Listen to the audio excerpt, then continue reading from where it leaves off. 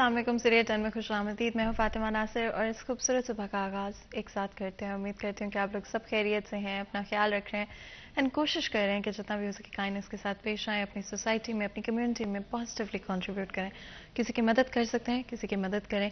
अगर आपको लगता है कि आपकी किसी एक्ट की वजह से, एक्शन की वजह से किसी के लिए कोई आसानी पैदा हो सकती है तो उसको भी लाजमी तौर पर करें। अगर आप देखते हैं कि कोई बुजुर्ग हैं, कोई बच्चे हैं जिनको आपकी मदद की ज़रूरत है, अगर आप उनको एक पानी का ग्लास दे सकते हैं, बैठने की जगह दे सकते हैं, कहीं पर इंतज़ार कर रहे हैं, वेट करें, तो डेफिनेटली वो उनके लिए करने की कोशिश करें। बहुत छोटी छोटी चीज़ें होती हैं, एक्ट ऑफ काइंडनेस होते हैं जो हम नहीं करते हैं। हम सोचते हैं हमारे लिए किसी ने नहीं किया तो हम क्यों किसी और के लिए करें, लेकिन अपने आप से शुरुआत करें।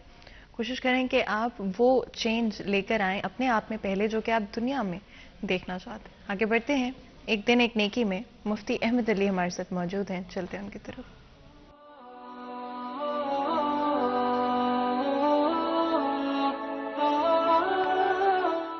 नहमदुहु व नसल्ली अला रसूलिहिल करीम, अम्मा बाद, फ़अऊज़ु बिल्लाहि मिनश शैतानिर रजीम, बिस्मिल्लाहिर रहमानिर रहीम। या अय्युहल्लज़ीना आमनू क़ू अनफुसकुम व अहलीकुम नारा, सदक़ल्लाहुल अज़ीम। आज का मेरा पैगाम वालिदैन के नाम, अपने बच्चों पर तवज्जो दें, अपने बच्चों पे तवज्जो दें। ये हमारी नस्ल मोबाइल के इस्तेमाल की वजह से तबाह हो चुकी है, तबाह हो चुकी है। पहले तो माँ बाप तवज्जो दिया करते थे अपने बच्चों पे, आज अब्बा को पता नहीं, अम्मा को पता नहीं कि हमारा बेटा रात को कितने बजे सोता है, क्या देखता है। ये हमारी आने वाली नस्ल तबाह हो रही है। माँ बाप की जिम्मेदारी सिर्फ उनको खाना खिलाना नहीं है, इनकी जिम्मेदारी जहन्नम की आग से बचाना भी इन माँ बाप की जिम्मेदारी है।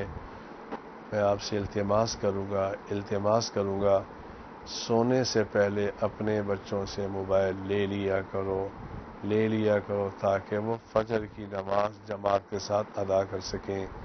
अल्लाह मुझे भी आपको भी तौफीक अता फरमाए। आमीन आमीन आमीन।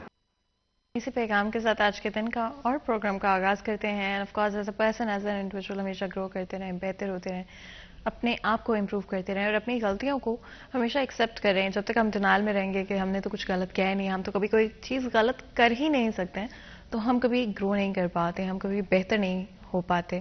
तो अपने आप को खुद एनालाइज क्या करें, सोचें कि क्या चीज़ें हैं जो कि मैं बेहतर कर सकता हूँ, कौन सी ऐसी चीज़ें हैं जो कि आज मैं गलत कर रहा था या कर रही थी, एंड उसको किस तरह से इम्प्रूव किया जा सकता है on a day to day basis. और हमेशा ये मत सोचें कि कल मैं उठूंगा या उठूंगी और जो भी चीज़ मैं बदलना चाह रहा हूँ वो बदल जाएगी। तो हमेशा उसको स्टेप बाय स्टेप लेकर चलें, अपनी डे टू डे प्रोग्रेस को देखने की कोशिश करें। आगे बढ़ते हैं, अपने नेक्स्ट सेगमेंट की तरफ चलते हैं, टुडेज वेदर।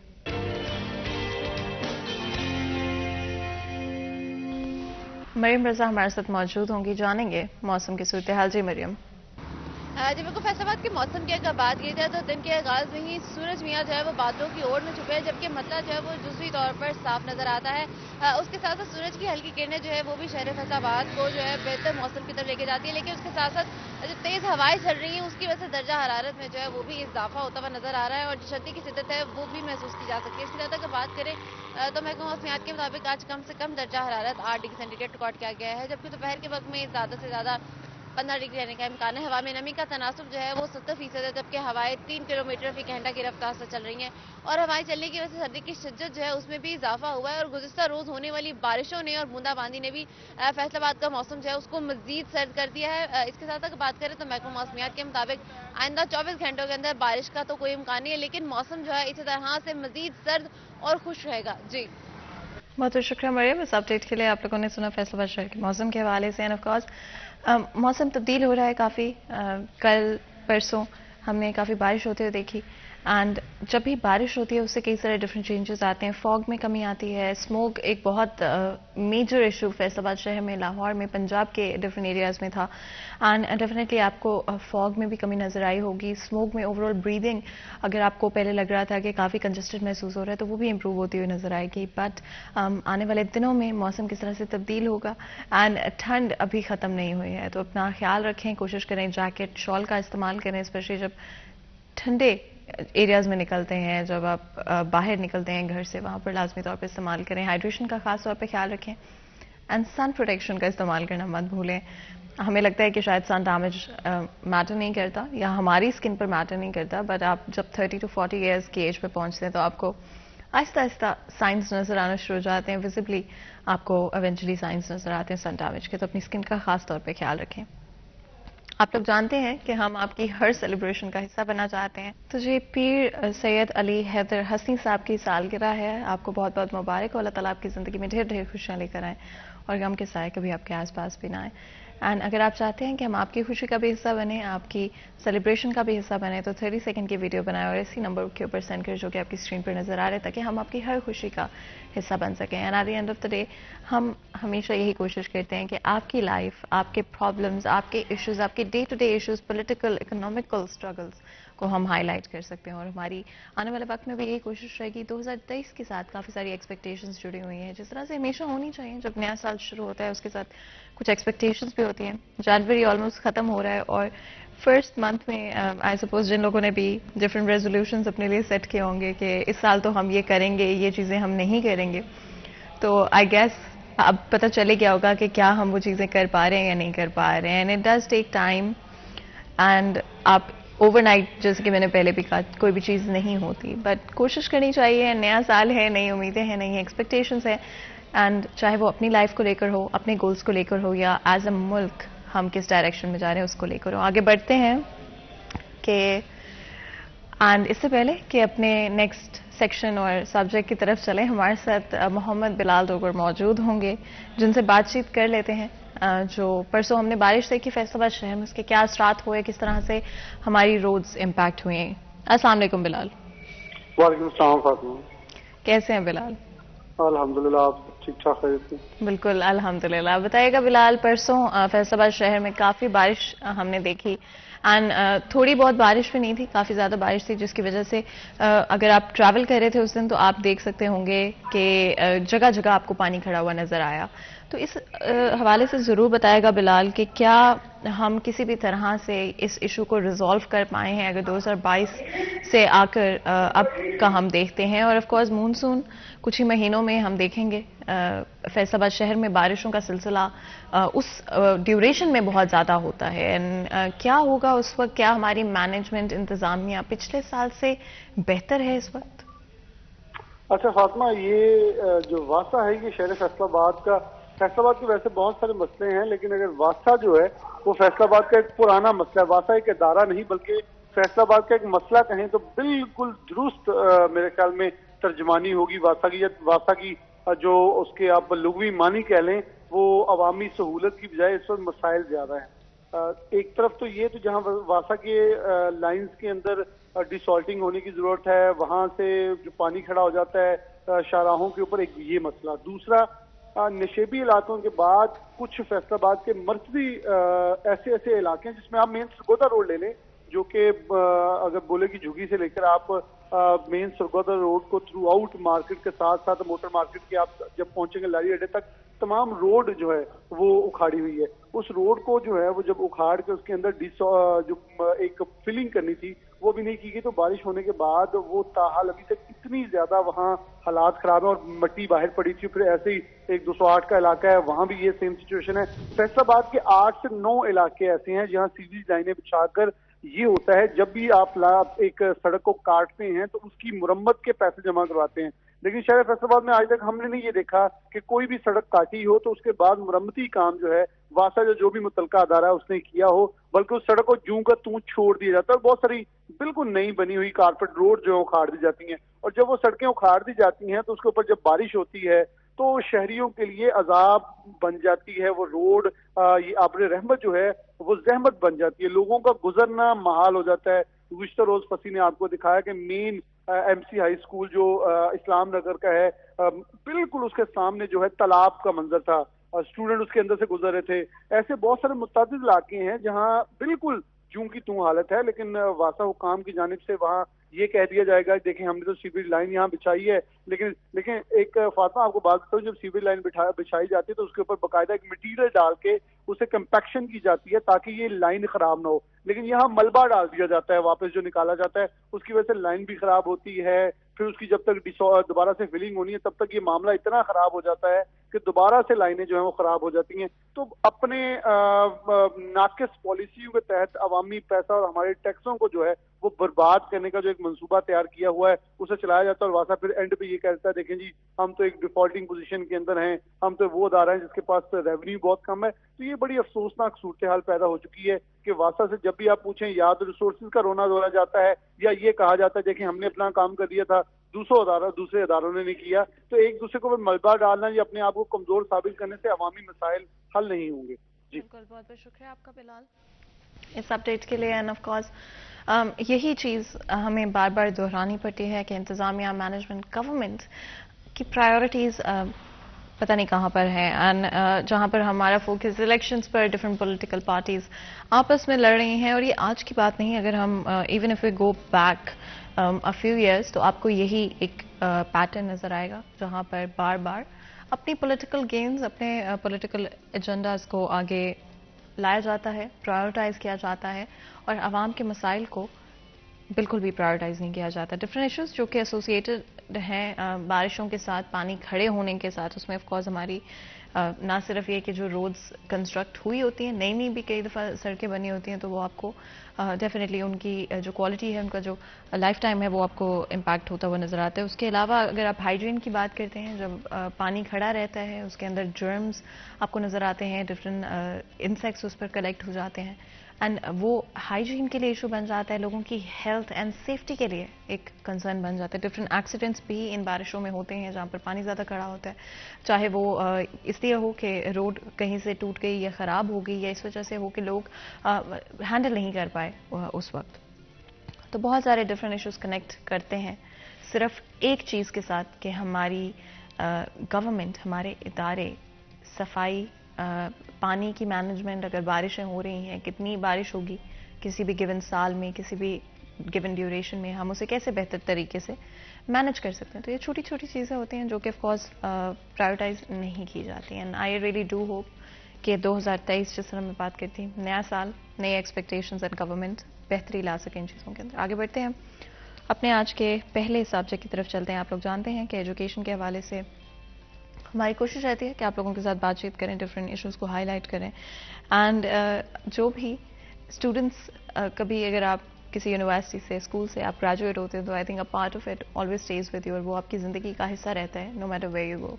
तो उसी बात से बातचीत करेंगे अलमनाई एसोसिएशंस जो कि डिफरेंट यूनिवर्सिटीज़ में एग्जिस्ट करती हैं, वो किस तरह से ऑपरेट करती हैं, क्यों बनाई जाती हैं, क्या बेनिफिट्स होते हैं, और करंट स्टूडेंट्स या आने वाले प्रोस्पेक्टिव स्टूडेंट्स उनके लिए किस तरह से ये चीज़ हेल्पफुल रहती है। हमारे साथ तो बहुत ही खास मेहमान मौजूद होंगे जो कि आज हमारे इस डिस्कशन में साथ देंगे।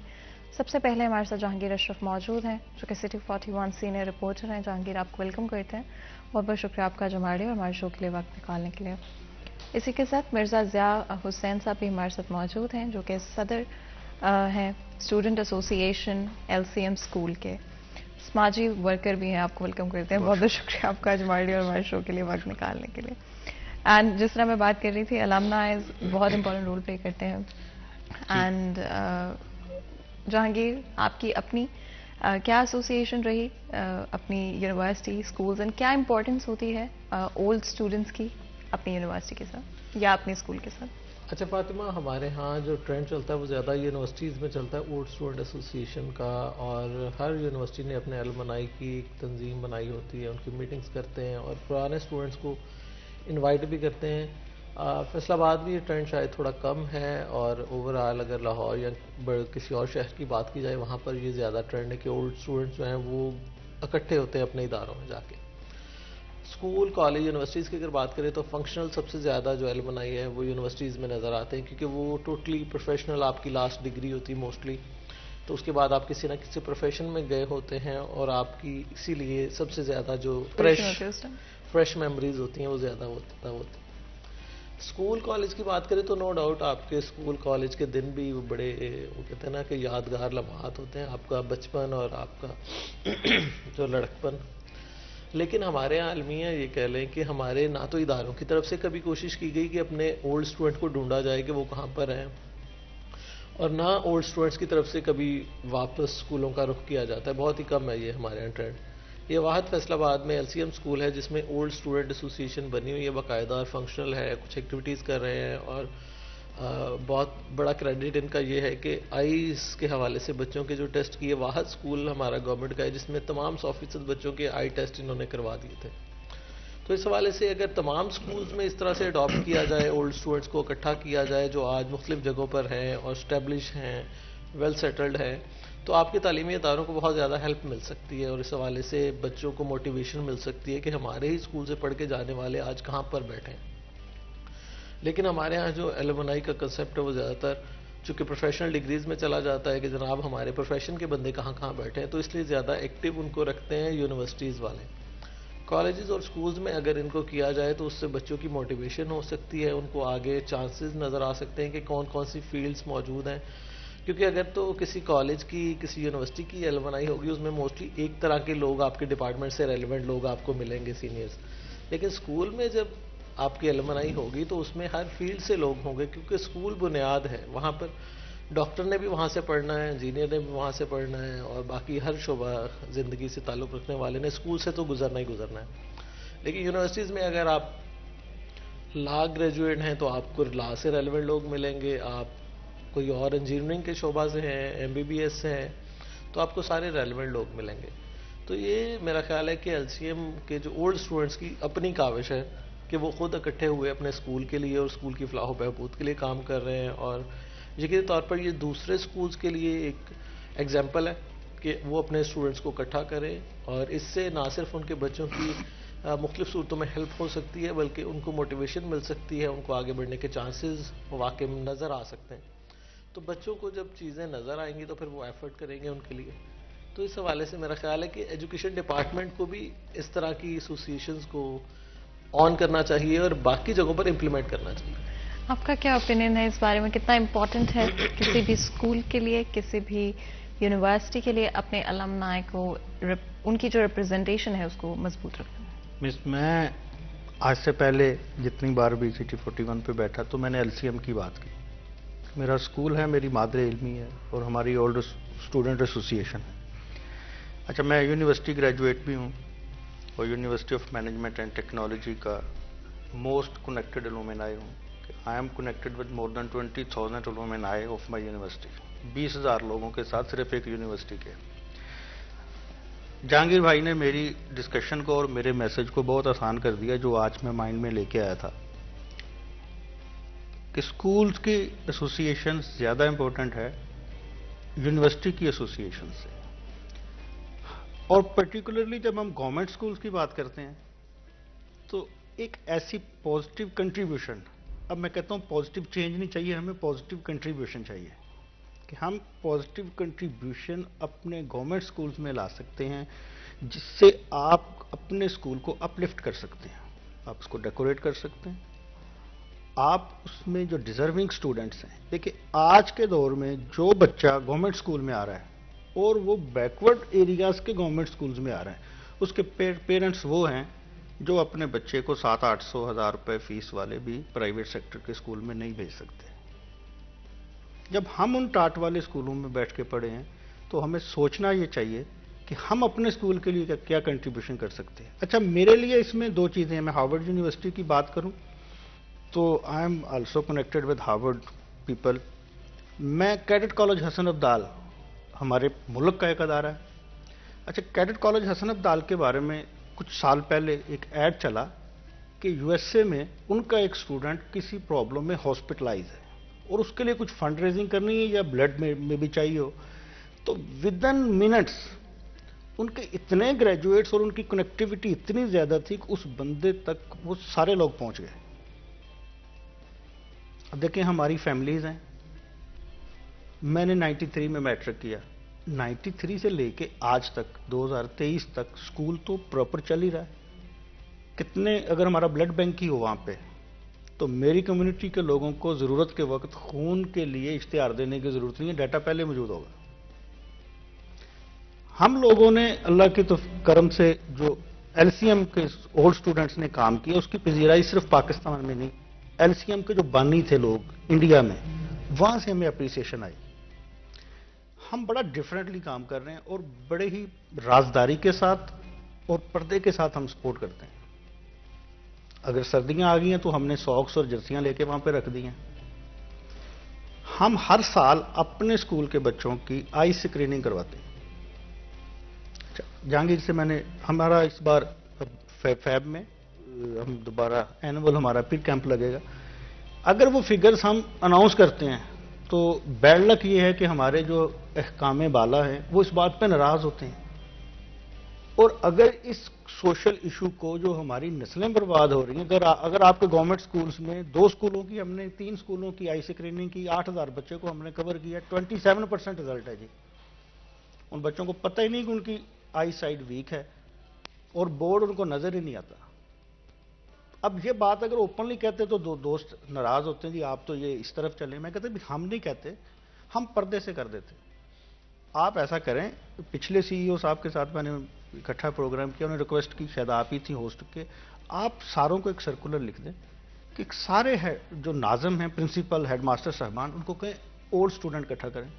उनमें अगर आपको, हमको 50 लोग नहीं है, हम 5 लोग हैं जो ये सारा बेड़ा करके, और इतना हमने काम अल्लाह ने हमसे ले लिया कि एग्जाम्पल है पूरे पंजाब में कैसी एक्टिविटी नहीं हुई। एंड आई डू अग्री कि ये एक बहुत पॉजिटिव चीज़ है, it's an amazing example to set. And मजीद भी गुफ्तगू करेंगे, लेकिन उससे पहले एक ब्रेक लेंगे। कहीं में जाएगा, हमारे साथ रहेगा।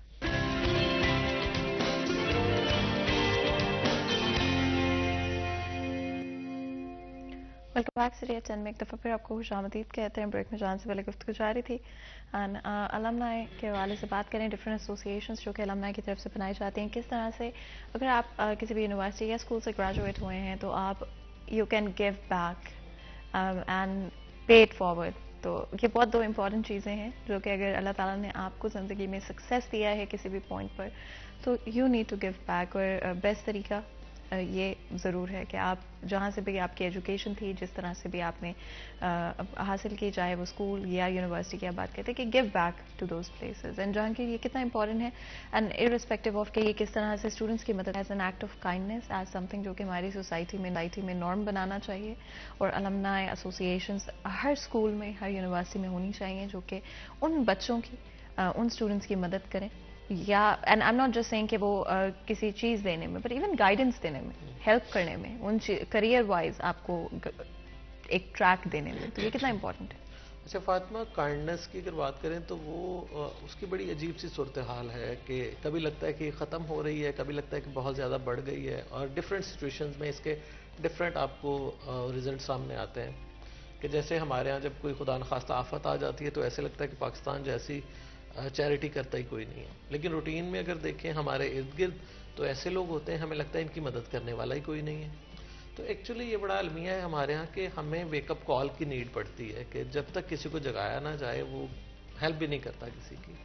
तो हमें खुद एहसास ज़िम्मेदारी जो है वो नहीं है, मैं समझता हूँ ज़ाती तौर पर, कि हमें किसी ना किसी वो आफत का इंतज़ार रहता है किसी की मदद करने के लिए। इससे अच्छा ये है कि हम खुद एहसास ज़िम्मेदारी को अपने अंदर पैदा करें और अपने अपने इदारे। अच्छा, इसमें चूँकि हर बंदा इतना ज़्यादा बिजी अपनी लाइफ में, तो इसमें मैं समझता हूँ कि इदारों की अपनी भी जिम्मेदारी है कि वो भी वेकअप कॉल दें। देखिए जैसे हमारा नेचर है कि हम जब तक कोई हमें बताएगा नहीं, हम उसकी, वो कहते हैं ना कि माँ भी बच्चे को दूध नहीं देती अगर वो रोए ना। तो ये इशू है अभी कि जब तक आप बताएंगे नहीं तो आपकी प्रॉब्लम कैसे सॉल्व की जाएगी। हमारे इदारों के जो हेड्स हैं उनकी मैं समझता हूँ रिस्पॉन्सिबिलिटी है तो नहीं, लेकिन मैं कहता हूँ कि रिस्पॉन्सिबिलिटी होनी चाहिए कि वो अपने ओल्ड स्टूडेंट्स को इकट्ठा करें और उनमें से आपको देखें 10 भी लोग मिल जाएं जो वेल सेटल्ड हों, काइंड हार्ट हों और इस तरह से जो कुछ करना चाहते हों, पे बैक अपनी सोसाइटी के लिए, अपने इंस्टीट्यूट के लिए, अपने बच्चों के लिए जिनका कोई वाली वारस नहीं है। हमारे यहाँ गवर्नमेंट स्कूल्स का हकीकत में कोई वाली वारस नहीं है। अब देखें ना, रिसेंटली जो करंट सिनेरियो चल रहा है ना, टीचर सारे सेंसस की ट्रेनिंग कर रहे हैं, اسکول خالی ہیں, 2 ماہ بعد بچوں کے پیپر ہیں. تو ہمارے ہاں کوئی ان کی دیکھ بھال کرنے والا نہیں ہے پڑھائی کے سینس میں, کہ ان کو بتائے, ان کو گائیڈ کرے. ان کو ہمارے سب سے بڑا المیہ یہی ہے بچے کا کہ وہ اسکول, کالج, یونیورسٹی تک چلا جاتا ہے, اس کی پراپر گائیڈ لائن, اس کی گرومنگ وہ نہیں ہو پاتی جو تعلیمی ادارے میں ہونی چاہیے. ایسے میں اولڈ اسٹوڈنٹ کو میں سمجھتا ہوں سامنے آنا چاہیے جو کہیں نہ کہیں پہنچ چکے ہیں. اب دیکھیں اسکول سے تھاؤزینڈس جو اسٹوڈنٹس ہیں وہ نکلتے ہیں, لیکن وہ سارے سکسیس سٹوریز نہیں ہوتے. لیکن سکسیس سٹوریز سے ٹائم لینا, وہ میں سمجھتا ہوں کہ اگر ادارے اس میں کامیاب ہو جائیں تو یہ ان بچوں کی خوش قسمتی ہوگی جس ادارے میں کوئی اولڈ اسٹوڈنٹ ایسوسی ایشن بنی ہو. کیونکہ مجھے فیصل آباد میں کسی دوسرے اسکول میں نظر نہیں آئی سوائے LCM کے. تو یہ ان اسکول کے بچوں کے لیے بلیسنگ ہوگی, ان اساتذہ کو زیادہ ایفیشینٹ ہو کے کام کرنے کا موقع ملے گا, اور ان کی پرابلم سننے والا کوئی ہوگا, کیونکہ گورنمنٹ تو سنتی نہیں ہے. سیدھی بات یہ ہے کہ گورنمنٹ کو اگر آپ کہتے رہیں کہ جناب ہمارے بچوں کے لیے یہ نیڈ ہے, یہ نیڈ ہے, اب گورنمنٹ کتابیں دے کے سمجھتی ہے کہ جناب ہم بچوں کو مفت تعلیم دے رہے ہیں. لیکن ہم نے ایک بار اس پہ پروگرام بھی کیا تھا کہ ہمارے ٹرانسپورٹ کے اتنے ایشوز ہیں کہ بچے ٹرانسپورٹ کی وجہ سے اسکول چھوڑ رہے ہیں, کہ ہر پیرنٹ جو ہے وہ 3 سے 4 ہزار اپنے بچے کو ٹرانسپورٹ میں نہیں دے سکتا ہر ماہ, اور یہ گورنمنٹ ٹرانسپورٹ فیسلٹی ایجوکیشن کو دے ہی نہیں رہی. اگر ہر اسکول اپنے ایلومنائی سے ایک بس ہی لے لیں تو بچوں کا یہ بھی بہت ایشو سالو ہو سکتا ہے کہ جن اسکولز کو مین روڈ لگتے ہیں وہاں سے بچے کے آنے جانے میں, وہ چنگچی رکشہ پہ بھی آئے گا تو روزانہ 20-30 روپے آنے جانے میں ایک سائڈ پہ لگیں گے. تو یہ بہت سارا لوڈ جو ہے پیرنٹس کا اور کم ہو سکتا ہے, کیونکہ ہم فری ایجوکیشن تو کہتے ہیں لیکن اس کے جو لوازمات ہیں, جیسے ابھی جرسیوں کی بات کر رہے تھے, اسی طرح سے آپ کا یونیفارم ہے, آپ کے شوز ہیں, آپ کی اسٹیشنری ہے, آپ کے اسکول بیگز ہیں. گورنمنٹ کتابیں دے کے سمجھتے ہیں کہ ہم نے سارا کچھ نپٹا دیا, لیکن اس کے ساتھ جو لوازمات ہیں ایجوکیشن کے بچے کے, وہ پورے کرنا کس کی ذمہ داری ہے. کیونکہ ہماری سوسائٹی میں جیسے بتا رہے ہیں کہ نا 700-800 جو اسکول کسی دیہات میں لیتا ہے, شہر میں تو 2-3 ہزار سے کم ہے ہی نہیں نا اب ٹرینڈ. تو دیہات میں اگر کوئی پیرنٹ 700-800 بھی نہیں پرائیویٹ اسکول کی فیس دے پا رہا تو وہ اپنے بچے کو گورنمنٹ اسکول میں بھیجتا ہے. تو وہ ہر سال یونیفارم یا سال میں 2 یونیفارم بچے کو لے کے دینا, گرمیوں سردیوں کا یونیفارم اس کا مینیج کرنا, اس کے شوز, اس کا بیگ, اس کی اسٹیشنری, اب ہر چیز تو اتنی اس کی پرائس ہائک ہو چکی ہے کہ ایک بچے کا ایک اگر سارے سال کا یہ لگائیں تو میرا خیال ہے 15-20 ہزار تو اس پہ منیمم لگ جاتا ہے اس کے یونیفارم. 36,000. اگر آپ بھی اس بارے میں بات گورنمنٹ اسکول کا اگر ایک بچہ آپ اس کو اڈاپٹ کریں یا اس کو سپورٹ کریں تو ہی need 3,000 rupees per month. 3,000 rupees. اور ابھی جہانگیر نے جو ٹرانسپورٹ کی بات کی, اب گورنمنٹ اسکول میں کا جو ریزلٹس ہیں یا جو ان کی سکسیس لیول ہے وہ بہت تھوڑا ہے. بہت سارے لڑکے میٹرک سے ڈراپ ہو کے, کسی کا باپ ریڈی لگا رہا ہے تو اس نے باپ کے ساتھ کھڑے ہو جانا ہے, کسی کے باپ کا تندور ہے تو وہ اس نے تندور پہ چلے جانا ہے, کسی کا باپ کارپینٹر ہے تو اس نے کارپینٹر میں اپنے فادر کو جوائن کر لینا ہے. تو ان میں کئی لوگ چنگچی بھی چلا رہے ہوں گے. تو میں کہتا ہوں کہ اگر اس کو ایک ایسی فیڈریشن بن جائے اولڈ اسٹوڈنٹس کی ایسوسی ایشنز ہوں اسکولوں کی, اور ان ساری اسکولوں کی ایسوسی ایشنز کو جو ڈسٹرکٹ ایجوکیشن اتھارٹی ہے وہاں پہ ان کے کی پرسنز کو اکٹھا کر لیا جائے تو اتنی جابز کریٹ ہو سکتی ہیں. تو میرے اسکول کا جو بندہ چنگچی چلاتا ہے, اگر میں اس کو انگیج کر لوں کہ بھئی ہم 4 لوگ تجھے پے کریں گے, تو نے یہ 20 بچوں کو صبح اسکول لے کے آنا ہے اور شام کو اسکول چھوڑنا ہے. اچھا, اس کا پرماننٹ سورس آف انکم شروع ہو گیا. اسکول ٹائم کے بعد اپنی مزدوری دوسری کرے, اسکول کے بچوں کو آنے جانے کا سلسلہ کار شروع ہو گیا. ہم نے ایک اور سروے کیا کہ ہمارے اسکولوں میں یتیم بچے کم آتے ہیں, مدارس میں یتیم بچے زیادہ جاتے ہیں. تو ہم نے LCM کے اسٹوڈنٹس نے کہا جی ہم ایک ایجوکیشن سپورٹس اسکالرشپ کریں گے یتیم بچوں کے لیے. تو پتہ چلا کہ میرے اسکول میں اس وقت 25 سے 30 کے قریب یتیم بچے ہیں. ہم نے کہا نہ ان کو ہم نے ڈونیشن دینی ہے نہ صدقہ خیرات دینا ہے, ہم نے اپنی پاکٹ منی سے ان کو گفٹ دینا ہے جیسے اپنے بچوں کو دے رہے ہیں. اور وہ 1000 ہو, 500 ہو, 1500 ہو کلاس وائز, تو ان بچوں کو دیں تاکہ ان کی جو مائیں ہیں ان کے اوپر تھوڑا سا ان کو فائنینشیل ریلیف ملے اور بچہ اسکول آ جائے. اور تھوڑے دن پہلے میں ایک جگہ پہ بیٹھا تھا تو مجھے ایک دوست بتا رہے تھے کہ ہمارے ملک میں 2.5 سے 3 کروڑ بچے ایسے ہیں جن کے چہروں کو دیکھنے کے لیے اسکول ترس رہے ہیں. اگر اس کو 2.5 کروڑ بچہ پاکستان میں school going ready for school going ہے لیکن جا نہیں پا رہے. Different reasons factors are lot of factors. اب جو سندھ کے کچے کے علاقے میں لوگ رہ رہے ہوں گے یا ادھر جھنگ والی بکھر والی سائڈ پہ ہیں یا ادھر تاندلیاں والی سائڈ کے کسی گاؤں کے کو آپ نکل جائیں راوی کے ساتھ ساتھ یا ادھر نارووال شکرگڑھ والی سائڈ پہ چلے جائیں جو دیہات ہیں وہاں پہ پرائمری اسکول 3 گاؤں میں کے بعد ایک پرائمری اسکول ہے. والدین جو ہیں وہ کسی زمیندار کے پاس کسی مل میں کسی فیکٹری میں کام کرتے ہیں ان کے پاس کھانے کو پورا نہیں ہوتا, بچے گلیوں میں کھیل رہے ہیں آپ کے.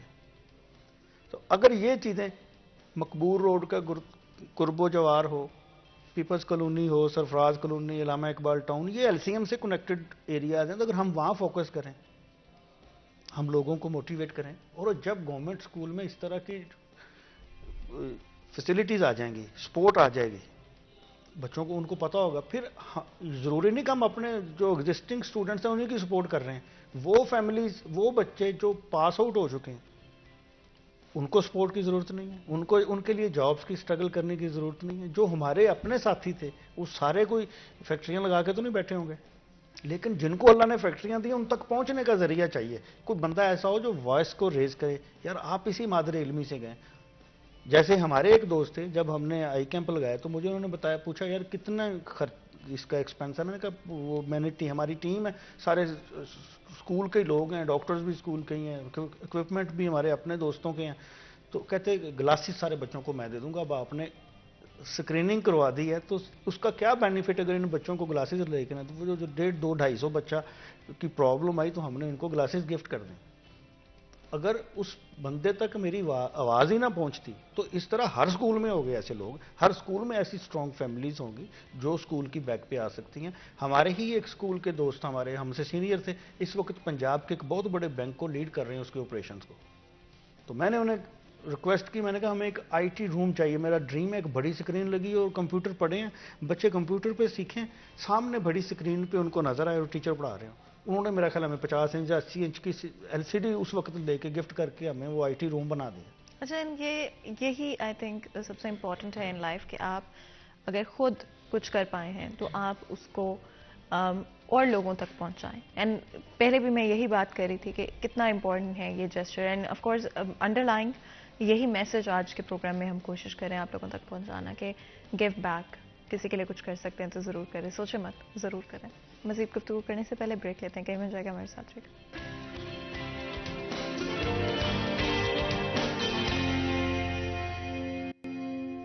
ویلکم بیک سٹی ٹائم میں ایک دفعہ پھر آپ کو خوش آمدید کہتے ہیں. بریک میں جانے سے پہلے بات کر رہے تھے المنائز کے حوالے سے, کس طرح سے آپ گیو بیک کر سکتے ہیں ان جگہوں کو, چاہے وہ آپ کی ٹیوشنس تھیں, آپ کے اسکولس تھے, آپ کی یونیورسٹیز تھیں. اینڈ اگر آپ کو آپ کسی بھی پوائنٹ پر لائف کے پہنچ پائے ہیں, آپ کا فرض بنتا ہے کہ آپ گائیڈنس دیں ان بچوں کو جو کہ آج اس اسٹیج میں ہیں. سو جہانگیر, ایگزامپلس بہت امپورٹنٹ ہوتی ہیں, رول ماڈلس بہت امپورٹنٹ. آپ دیکھتے ہیں کہ اچھا یہ شخص اسی اسکول میں پڑھا, یہ شخص اسی یونیورسٹی میں پڑھا, اور جب آپ اس کو کنیکٹ بیک کر پاتے ہیں اس چیز سے کہ اچھا میں بھی یہ اگر سوچ رہا ہوں, یعنی کہ مجھے اپنے آپ کو لمٹ کرنے کی ضرورت نہیں ہے, میں بھی یہ اچیو کر سکتا ہوں, تو وہ ریلیٹیبلٹی از ویری امپورٹنٹ بچوں کے لیے, موٹیویشن کے لیے بچوں کی. اینڈ بہت سارے کیسز میں آپ کے ٹیچرز آپ کو شاید وہ گائیڈنس نہیں دے سکتے. فار ایگزامپل اگر وہ اس فیلڈ میں کبھی کام نہیں کیا انہوں نے, بٹ المنائز کے ساتھ یہ بھی ایک ڈیفینیٹلی بینیفٹ آپ کو ملتا ہے کہ انہوں نے ڈفرینٹ ایریاز میں شاید لائف گزاری ہوگی. آپ کے پاس ایک پول وائڈر ہو جائے گا, اینڈ آپ کے پاس زیادہ سٹوریز, زیادہ کہانیاں, زیادہ ایکسپیرینس لوگ موجود ہوں گے.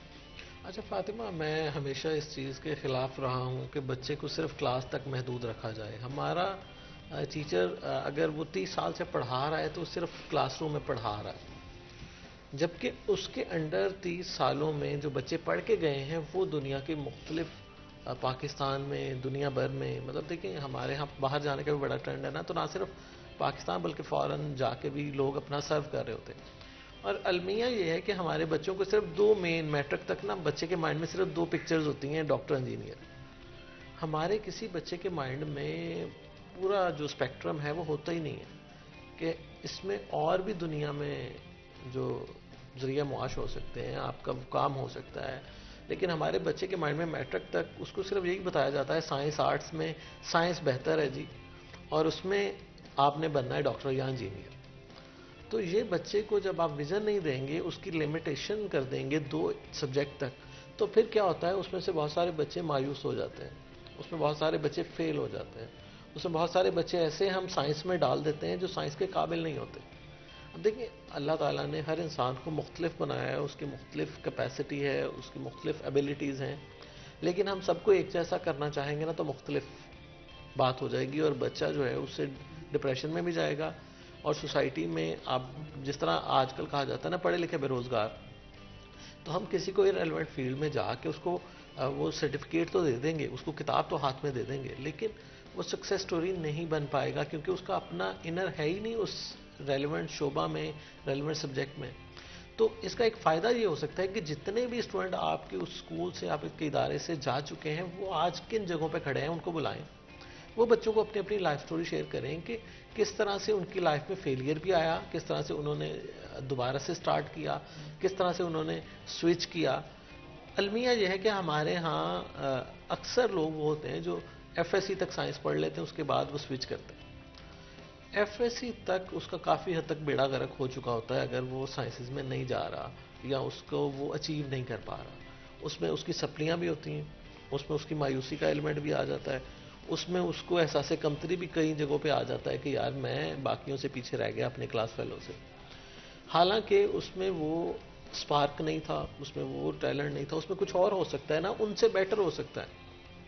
بہت ساری ایسی ایگزامپلز موجود ہیں جنہوں نے سائنس کی بجائے آرٹس میں اپنا نام پیدا کیا. ٹھیک ہے, آرٹس میں بھی ریسرچ ہو رہی ہے, سوشل ایشوز پہ ریسرچ ہو رہی ہے. ہماری سوسائٹی میں میرا خیال ہے اب سوشل سائنٹسٹ کی زیادہ ضرورت ہے.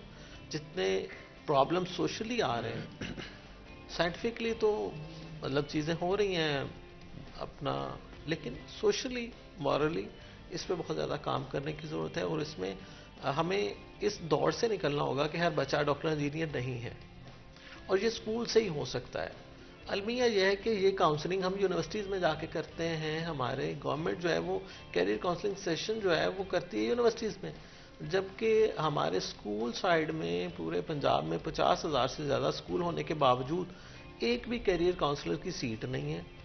کبھی بھی سی اوز ایجوکیشن کی کانفرنس میں ایجنڈے میں کیریئر کاؤنسلنگ کا ایک لفظ تک نہیں آیا.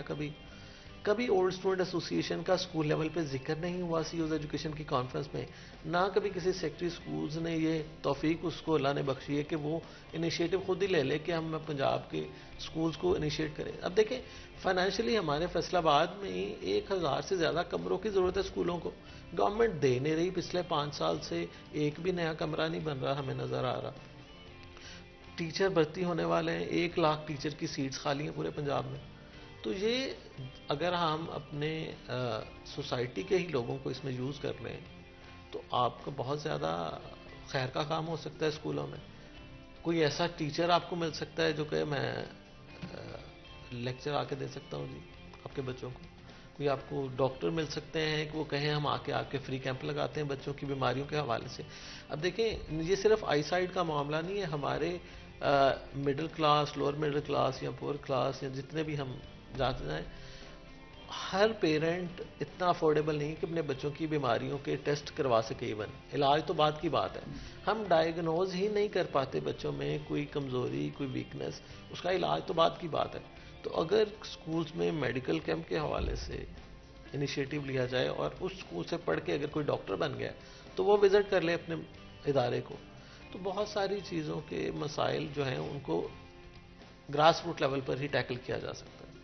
اینڈ اپنے ڈسکشن کو ریپ اپ کرتے ہوئے المنا ایسوسی ایشنز یا سوسائٹیز کس طرح سے اور زیادہ اسکولز یونیورسٹیز بنا سکتے ہیں؟ دیکھیں ایک تو بہت اچھا چینل ہے ہمارے پاس ڈسٹرکٹ ایجوکیشن اتھارٹی یا سیکٹری ایجوکیشن, وہ لکھتے ہیں سارے اسکولس کو کہ وی وانٹ اولڈ اسٹوڈنٹ ایسوسی ایشن ان ایوری اسکول. ہم ہر اسکول میں اولڈ اسٹوڈنٹ ایسوسی ایشن چاہتے ہیں. اچھا یہاں پہ میں ایک اور چیز کلیئر کر دوں کہ ہمارے جو محکمہ تعلیم ہے, ایجوکیشن ڈپارٹمنٹ, وہ کہتے ہیں اسکول کونسل بنی ہوئی ہے, اس میں 2 اولڈ اسٹوڈنٹ ہیں. اسکول کونسل کا ورکنگ سٹائل اور ہے اور والنٹریلی کام کرنے کا ورکنگ سٹائل اور ہے. اینڈ موسٹ امپورٹنٹلی یہ ایک امپورٹنٹ چیز ہے اور ٹریڈیشنلی آپ کو اس کو ساتھ لے کے چلنا چاہیے. آپ کو کوشش کرنی چاہیے کہ جتنا ہو سکے آپ سوسائٹیز بنائیں, المنائی سوسائٹیز, ایسوسیشنز بنائیں. اگر آپ کو لگتا ہے کہ آپ کی اسکول یا یونیورسٹی خود نہیں بنا رہی تو کیا آپ یہ کر سکتے ہیں کہ آپ کچھ لوگ مل کے بھی اس طرح سے بنا لیں؟ ہم تو بنی ہوئی. اچھا, ہم تو ایز اے رول ماڈل آپ کے سامنے بیٹھے ہیں کہ باقی لوگوں کو آپ لوگوں ترغیب نے دے رہے کس ہیں. طرح سے آرگنائز کیا, کس کا آئیڈیا تھا اور کیا کیا پھر؟ ہمارے ایک اسکول کے ٹیچر تھے سر عبد الرشید. ہمارے وہ 85 سے LCM اسکول میں تھے. بہت لوگوں کی 85 سے بھی شاید پہلے سے بہت لوگوں کی ان کے ساتھ اٹیچمنٹ تھی. میں جب ہائر ایجوکیشن کے لیے باہر گیا, وہاں سے واپس آیا, تو میں نے سر سے آ کے ڈسکس کیا سر اگر ہم اسکول میں یہ کام کریں. اس سے پہلے ہم لوگ کیا کرتے تھے کہ ہم ہر سال رمضان میں اپنے وہ اساتذہ کرام جو ریٹائر ہو چکے ہیں یا دوسرے اسکولوں میں ٹرانسفر ہو چکے ہیں جن سے ہم نے پڑھا, ہم ان کو بلاتے تھے, ہم ایک روزہ افطار کرتے تھے. وہاں سے شروع ہو کے یہ کام شروع ہوا. پھر میں نے ڈھونڈے بندے. ڈاکٹر الیاس مرحوم ڈینٹسٹ تھے ہمارے اسکول کے گریجویٹ, اسکول سے میٹرک کیا, تو میں نے انہیں ریکویسٹ کی, انہوں نے ایک بار کیمپ لگایا, بچوں کے دانت سارے چیک کیے ہم نے. تو جب ہم خود اپنا ڈیٹا سیدھا کریں گے ہمیں پتہ چلے گا. ایک دفعہ ہمارے ایک پرنسپل صاحب بتا رہے تھے کہ ایک صاحب آرمی کی گاڑی آئی اسکول کے باہر رکی, تو اس میں کرنل صاحب تھے, وہ اپنے بچے کو لا کے بتا رہے تھے کہ بیٹا یہ اسکول سے میں نے LCM سے میٹرک کیا ہے. تو اگر وہ کرنل صاحب ہمارے ساتھ آن بورڈ ہوں اور وہ ہم ان کو ایز اے کی نوٹ اسپیکر اپنے اسکول میں بلائیں, تو ہو سکتا ہے انہوں نے سائنس نہ پڑھی ہو, آرٹس میں اچھے نمبر لے کے کمیشن لے لیا ہو آرمی میں. اس طرح پولیس انسپیکٹرز ہمارے ہو سکتے ہیں ہر ڈپارٹمنٹ کے, سروسز ڈپارٹمنٹ میں, ایڈمنسٹریٹو ڈپارٹمنٹ میں. اچھا, ہم میں پڑھا لکھا کوئی بندہ میٹرک کا ایسا بھی میں جانتا ہوں جو FA ہے اور چیف اکاؤنٹنٹ ہے. اب آپ کی بات کہ کیا ڈاکٹر انجینئر بننا ضروری ہے؟ چارٹرڈ اکاؤنٹنسی کی بھی تو فیلڈ پڑی. کل پچھلے لاسٹ ویک میں لاہور کا, تو میں نے اپنے ایک دوست کے گھر ٹھہرا, انہوں نے میں کہا بیٹی کیا کر رہی ہے؟ کہتے سائبر کرائم میں BS کر رہی ہے. And there is lot of scope coming days میں سائبر کرائم سیکورٹی کے اوپر BS اور MS کر کے جو بچہ کا پاس آؤٹ ہوگا, تو وہ جو ہمارے ایریاز کے لوگ ہیں ان سے تو وہ بچی 20 سال آگے ہوگی وداؤٹ ڈاؤٹ. تو جب یہ سارے لوگ اکٹھے ہوں گے اسکولوں میں, نالج شیئرنگ ہوگی, کنٹریبیوشن ہوگی. 1000 کمرہ چاہیے جی ہمیں, ایک کمرے پہ اب لگتے 2 لاکھ روپے. ایک اسکول کے 200 بندے اکٹھے ہوں, 1000 روپے کنٹریبیوشن کریں تو 2 لاکھ روپے کا ایک کمرہ بن جاتا ہے. اور فیصل آباد کے سارے اسکول 80 سے پہلے کے بنے ہوئے ہیں. 80 کے بعد کوئی اسکول نیا آپ کو نہیں ملے گا. گورنمنٹ کے سارے اسکول 80 کی دہائی کے ہیں. تو 80 سے لے کے 23 تک 43 ایئرز میں اگر 50 بندے بھی لگائیں آپ, ہر سال پاس آؤٹ ہو رہے ہیں میٹرک سے, تو کیا ایسے ہمیں 200 بندہ نہیں ملے گا؟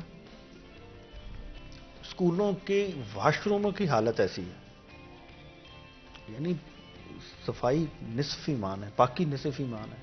اور پاکیزگی کا عالم آپ ہمارے گورنمنٹ اسکول کے واش رومز میں جا کے دیکھیں, وہ بچہ وہاں سے کیا لے کے جائے گا؟ اگر ہم, میں نے فیصل آباد چیمبر میں ریکویسٹ کی, ہمارے چودھری طلعت صاحب سینئر وائس پریزیڈنٹ رہ چکے ہیں LCM اسکول کے اسٹوڈنٹ, فیصل آباد چیمبر کے سینئر وائس پریزیڈنٹ, کہ یار آپ ہمیں 2 واش روم ہی رینوویٹ کروا دیں. جب ایسی ایسوسیشن ہوگی, ایسا پلیٹ فارم ہوگا, میں نہیں جاتا, ہمارے ایک دوست ہیں عرفان بھائی, ان کے ذمہ لگایا ہو جی ہر خوش غمی پہ آپ نے ضرور پہنچنا ہے.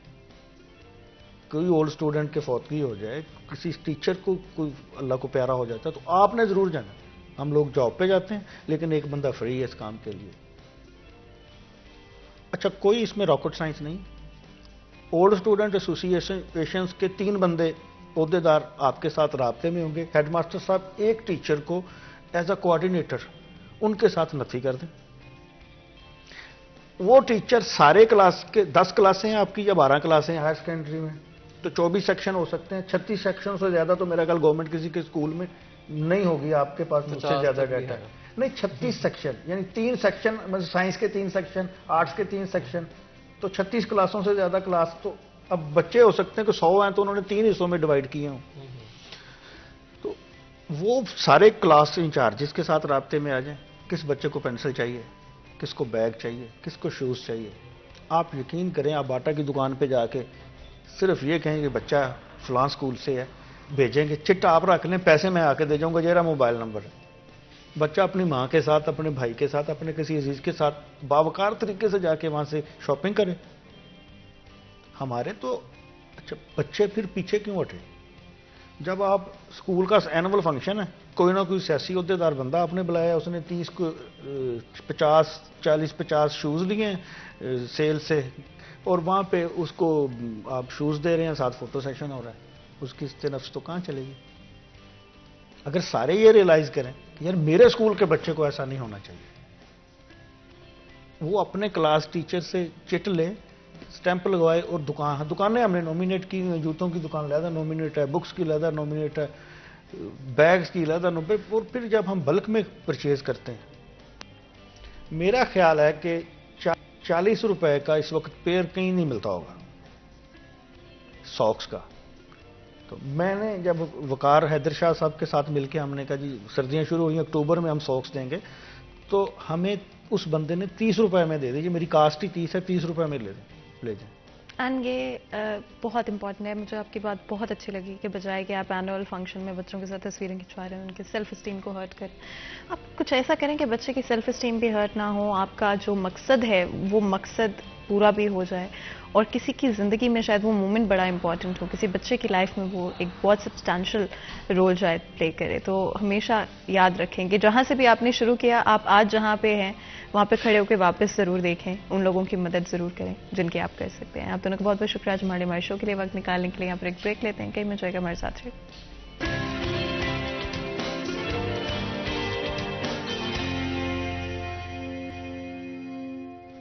Welcome back. سریہ چند میں ایک دفعہ پھر آپ کو خوش آمدید کہتے ہیں. بریک میں جان سے پہلے گفتگو جاری تھی آج ہمارا فرسٹ ہاف المنائی کے حوالے سے، کس طرح سے اگر آپ کنٹریبیوٹ کر سکتے ہیں، کس طرح سے ڈفرینٹ المنائی ایسوسیشنز اینڈ کسی بھی طرح کے میٹ اپس کیے جا سکتے ہیں. اینڈ اگر آپ چاہتے ہیں کنٹریبیوٹ کرنا، پے بیک کرنا، ڈیفینیٹلی اس کے لیے آپ کو ویٹ کرنے کی ضرورت نہیں ہے کہ آپ کے پاس وہ اپرچونٹی آئے تو تبھی وہ ممکن ہوگا. اگر آپ چاہتے ہیں آپ اپنے ساتھ کوئی بھی ڈفرینٹ اسٹوڈنٹس جو کہ آپ کے ساتھ پڑھتے تھے ان کو اکٹھا کریں، خود ایک کوشش کریں، بنا لیں، اپنی ایک گیدرنگ بنا لیں، اور اگر آپ چاہتے ہیں کہ آپ کنٹریبیوٹ کریں اسی جگہ کو جہاں سے آپ نے شروع کیا at one point in time, اور ہو سکتا ہے کہ وہاں پہ بہت سارے اس طرح کے بچے ہوں جو کہ گائیڈنس ڈھونڈ رہے ہوں، جن کو رول ماڈلز کی ضرورت ہے، اور آپ وہ جگہ ان کی لائف میں لے سکتے ہوں گے. آگے بڑھتے ہیں، اس سے پہلے کہ اپنے نیکسٹ سیکشن کی طرف جائیں، اپنے نیکسٹ ڈسکشن کی طرف جائیں، اپنے نیکسٹ سیگمنٹ کی طرف چلتے ہیں. آج کے بھاؤ.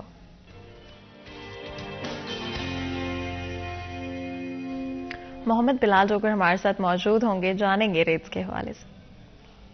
آج بالکل مارکیٹ کمیٹی فیصل آباد کی جانب سے آج بروز منگل کی ریٹ جو ہے وہ جاری کر دی گئی ہے.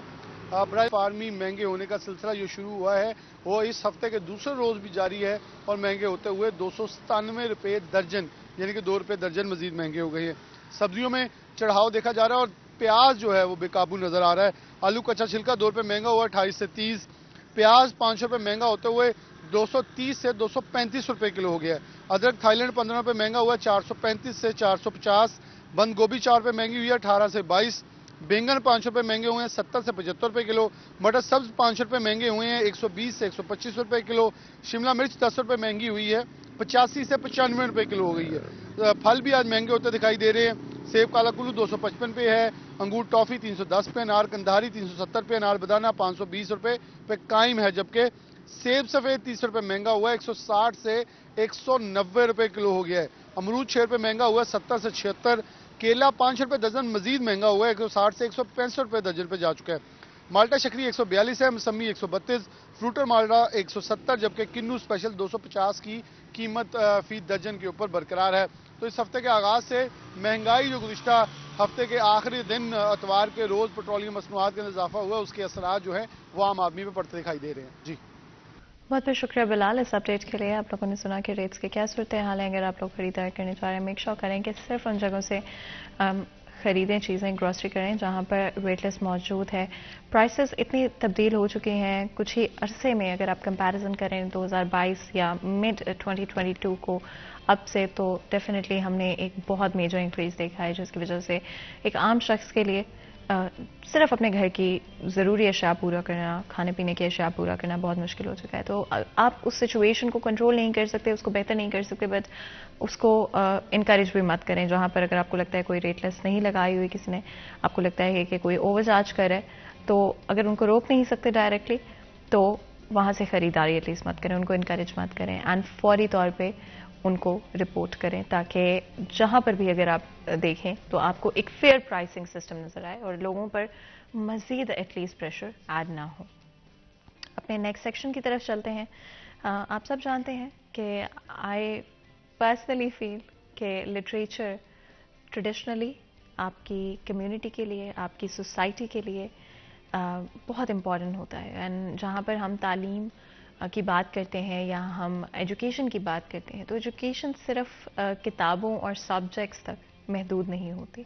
एंड डेफिनेटली आज की दुनिया में हम ये ज़रूर देखते हैं कि आप एक सर्टन सब्जेक्ट की तरफ जाते हैं, ऑल दैट, लेकिन अगर आप सच में चाहते हैं कि आप well educated, well informed and well aware हों, ना सिर्फ सोसाइटी के बारे में बट अपने बारे में, एंड सेल्फ अवेयर हों, सेल्फ रिफ्लेक्ट करना जानते हों, अपने आप को बेहतर करना जानते हों, तो ज़रूरी है कि आप लिटरेचर के साथ भी कनेक्ट करें। आज हमारे साथ बहुत ही ख़ास दो मेहमान मौजूद होंगे जिनसे बात करेंगे लिटरेचर के हवाले से भी, इम्पॉर्टेंस की भी बात करेंगे, सेल्फ रिफ्लेक्शन, सेल्फ अवेयरनेस की बात करेंगे।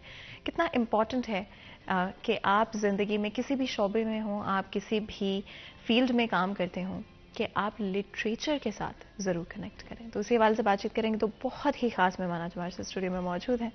सबसे पहले हमारे साथ रमज़ान मिर्ज़ा मौजूद हैं, जो कि ब्यूरो चीफ झंग हैं। आपको वेलकम कहते हैं, बहुत बहुत शुक्रिया आपका हमारे साथ आज हमारे शो में मौजूद होने के लिए। इसी के साथ हमारे साथ मोहसिन मिज्ञाना सांबीब मौजूद हैं, जो कि अदीब, शायर हैं, मुसन्निफ़ भी हैं, डॉक्टर भी हैं। 23 बुक्स आपकी पब्लिश हो चुकी हैं। इसके अलावा आपकी किताबों के ऊपर या आपके करियर के ऊपर 13 थीसिस ऑलरेडी छप चुके हैं। इसके अलावा एज अ प्रोफेशन आप सर्जन रह चुके हैं, तो आई थिंक ये बड़े डाइवर्स कई सारी फील्ड्स हैं। और सर्जन रह नहीं चुका, सर्जन हूँ है अभी भी, तो ये बिल्कुल अभी भी हैं। और डेफिनेटली इतने डाइवर्स आपकी फील्ड्स हैं कि हम बहुत सारी डिफरेंट चीज़ों पर आज बात कर सकेंगे। आपको भी बहुत बहुत शुक्रिया अदा करते हैं आपका, आज आपने आपकी मेहरबानी, आपने बुलाया जी। आपको नहीं, आपने हमारे लिए वक्त निकाला, हमारी ऑडियंस के लिए वक्त निकाला, आपको बहुत बहुत शुक्रिया। रमज़ान, डिस्कशन का आगाज़ करते हुए, लिटरेचर कितना इंपॉर्टेंट है एज जर्नलिस्ट, वेल इन्फॉर्म्ड होना, आपकी जो इन्फॉर्मेशन है उसका कंप्लीट होना बहुत ज़रूरी है। लेकिन आई डू फील लाइक कि लिटरेचर आपकी, चाहे वो आप एज अ जर्नलिस्ट काम करते हैं या आप किसी भी और फील्ड में काम करते हैं, बहुत इंपॉर्टेंट रोल प्ले करता है इन टर्म्स ऑफ कि आप सोशली कितने अवेयर हैं, आप अपने कल्चर को कितना समझते हैं, अपने आप को कितना समझते हैं। इसमें कोई शक नहीं। फातिमा, सबसे पहले तो बहुत शुक्रिया, आपने मौका सफ़र करके यहाँ पे पहुँचाए। और कुछ लोग जो आवाज़ जो है वो सुनना चाहते हैं, उनकी समातों से हमारी आवाज़ जो है टकरा रही है। बहुत शुक्रिया उन लोगों का जो हमें इस वक्त सुन भी रहे हैं। लिटरेचर, अदब, लिखना, ये सारा उन लोगों का काम है जो कुछ सोचते हैं, और उस सोचने के नतीजे में जो उनके एक्सप्रेशंस हैं, अपनी फीलिंग्स जो हैं, वो उस स्याही के ज़रिए पेपर पे उतार देते हैं। वो नसर लिखने वाला हो, वो अदब लिखने वाला हो, वो कुछ भी लिखने वाला हो, वो शेर लिखता है। और बहुत सी टर्म्स हैं जिनके ऊपर डॉक्टर मोहसिन जो हैं वो रोशनी डालेंगे। मैं समझता हूँ कि इससे बड़ा एक कथारसिस कोई नहीं कि जो आप सोचते हैं वो आप लिख लें, और जो आप लिख लें उसे कोई पढ़ ले, और उसके बाद आप उसका फीडबैक। और झंग जाने के बाद जब मैंने झंग के मसाइल देखे तो मैं बड़ा परेशान था वहाँ पे कि किस तरह का शहर है, किस तरह के मसाइल हैं। लेकिन उस परेशानी में जो हवा का, ठंडी हवा का झोंका जो था, वो ये था, उनमें डॉक्टर मोहसिन मिज्ञाना एक शख्सियत हैं कि कम से कम यहाँ के बड़े लिखारी, यहाँ के बड़े स्कॉलर्स जो हैं, वो तो एक बड़ा नाम है जो झंग की रिप्रेजेंटेशन के लिए जो है वो पेश किया जा सकता है। तो लिखना, अदब, ये सारा कुछ जो है वो बड़ा मुनफरिद लोगों का काम होता है, और ये इनफरादियत जो है वो डॉक्टर साहब के पास है इस वक्त। एंड डेफिनेटली अपने ख्यालात को, अपने एक्सपीरियंसेस को दूसरे लोगों तक पहुंचाना एक स्किल है, और ये स्किल डेफिनेटली सीखी जा सकती है और आनी भी चाहिए। लेकिन नेचुरली ऑफ कोर्स आपने किस तरह से पहली किताब के बारे में सोचा, کیا پوائنٹ تھا, کیا چیز تھی آپ کی زندگی میں جس کی وجہ سے آپ کو لگا کہ میں کتاب لکھنا چاہتا ہوں؟ پہلی بات تو یہ ایک ان بلٹ چیز ہوتی ہے. بالکل ایسے ایک ایکسیڈنٹ ہوتا ہے نا, ایک بندہ دیکھتا ہے وہ گزر جاتا ہے کہ ہوتے رہتے ہیں ایکسیڈنٹ. ایک بندہ زیادہ ہمدردی کرتا ہے, وہ جاتا ہے آگے, اٹھتا ہے, اس کو اٹھاتا ہے. اگلا بندہ جو ہے وہ کہتا ہے چلو اس کو ہاسپٹل لے جاؤ. ایک اور بندہ ہوتا ہے جو کچھ کر نہیں سکتا, تو وہ کہتا ہے کہ میں یار اس پوزیشن میں تو نہیں ہوں, لیکن میں اس کو لکھوں گا کیونکہ اللہ تعالیٰ نے اس کو یہ ایبلٹی دی ہوتی ہے. یہ ہارمون اپنا کروموسومس میں ہوتی ہے, تو وہ لکھتا ہے, اور جو لکھتا ہے پھر امر ہو جاتا ہے. اب جب ہم اس دنیا میں نہیں ہوں گے تو وہ ہماری جو وہ کتاب ہے, ہمارا جو لکھا ہوا ہے, وہی ہمیں زندہ رکھے گا. میں نے 8ویں جماعت سے لکھنا شروع کیا. I was in Islamia school میں 68 میں 8ویں جماعت میں تھا. تو لکھنا اور چھپنا, تو اس وقت بچوں کی کہانیاں, ظاہر بچے تھے خود, تو اس میں پھر میں نے وہ زمانہ تھا پین فرینڈز کلب کا. وہ کلمی دوستی ہوتی تھی, لوگ پتے چھپتے تھے اخباروں میں, رسالوں میں, پھر ایک دوسرے کے دوست بنتے تھے, خط لکھتے تھے. پھر اس زمانے میں مطلب میرا کیوں روٹی تو گھر سے کھاتے تھے, تو کوئی خرچہ ویسے تھا نہیں. جو گھر سے پیسے ملتے تھے اس کے لیے پھر میں ایک شہید چھوٹا سا رسالہ چھاپنا میں نے شروع کیا اس وقت. پھر میں جب گورنمنٹ کالج جھنگ میں گیا تو پھر میں کارواں کا ایڈیٹر تھا. پھر پنجاب میڈیکل کالج میں یہاں بھی میں ایڈیٹر تھا. پھر لوگوں نے مجھے الیکشن میں کھڑا کر دیا. ضیاء الحق کے زمانے میں میں صدر اسٹوڈنٹ یونین بنا. تو یہ فیصل آباد ہمارے سامنے ڈیولپ ہوا ہے. تو لیکن میری پہلی کتاب جو ہے وہ 1994 میں آئی. اس کا نام تھا انوکھا لاڈلا. آپ نے سنا ہوا ہے, انوکھا گیت ہے, انوکھا لاڈلا کھیلن کو مانگے چاند, کیسی انوکھی بات رہے. وہ حالانکہ میں نے جب میں FSC میں تھا اس وقت بھی میں نے ایک ناول لکھا تھا, لیکن میرے پاس پیسے نہیں تھے چھپوانے کے لیے. میں میڈیکل کالج میں تب بھی میں لکھتا تھا, اور پھر مجھے یاد ہے کہ فرنٹ پیج پہ نوئے وقت کے اور دوسرے جنگ تو اس وقت کراچی سے ہی آتا تھا, تو تب بھی میں لکھتا رہا.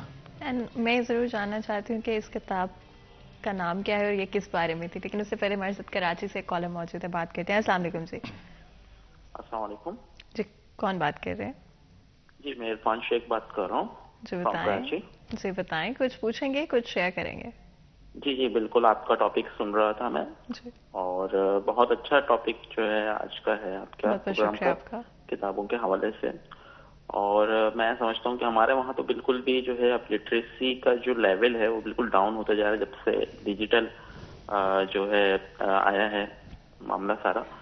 اور لٹریسی جبکہ اور ادرس کنٹری میں جو ہے اگر دیکھا جائے یورپ سائڈ یا UK اینڈ US سائڈ پہ اگر ہم دیکھیں تو لٹریسی کو انہوں نے آج بھی وہی اہمیت دی ہوئی ہے. لٹریسی کو انہوں نے الگ مطلب جگہ دی ہوئی ہے, یہ نہیں کہ بالکل کہ جو ہے نا ہٹا دیا. لیکن ہمارے وہاں جو ہے نا لٹریسی کا جو لیول ہے وہ میں دیکھ رہا ہوں کہ مطلب جو ہے ڈاؤن ہو رہا ہے, اور لوگوں کے اتنا پڑھنے کا جو ہے وہ نہیں ہے جس طریقے سے آج کل جیسا کہ دیکھ رہا ہوں میں. اور ہمارے پاس جو ایگزیبیشنس وغیرہ بھی جو ہوتی ہیں اتنی نہیں ہوتی کتاب کے حوالے سے, جو کہ ایک بڑا ایک لمحہ فکریہ ہے.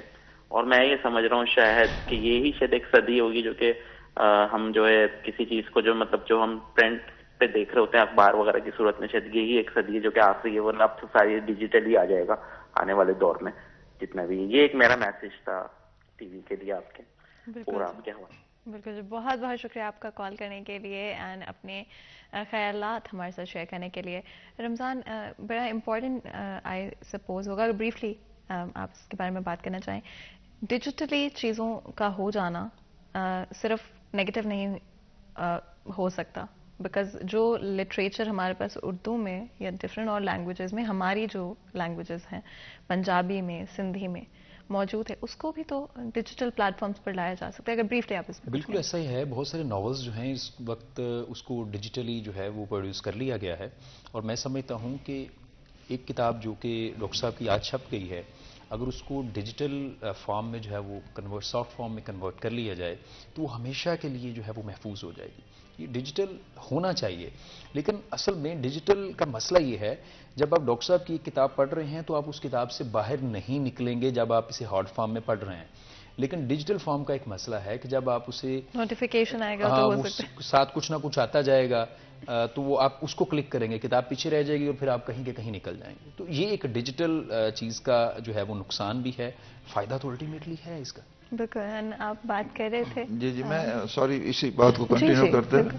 تو نئی دہلی میں کانفرنس تھی تو انہوں نے کسی طور مجھے کہا کہ آپ اپنا میسج ریکارڈ کرائیں تو جا کے.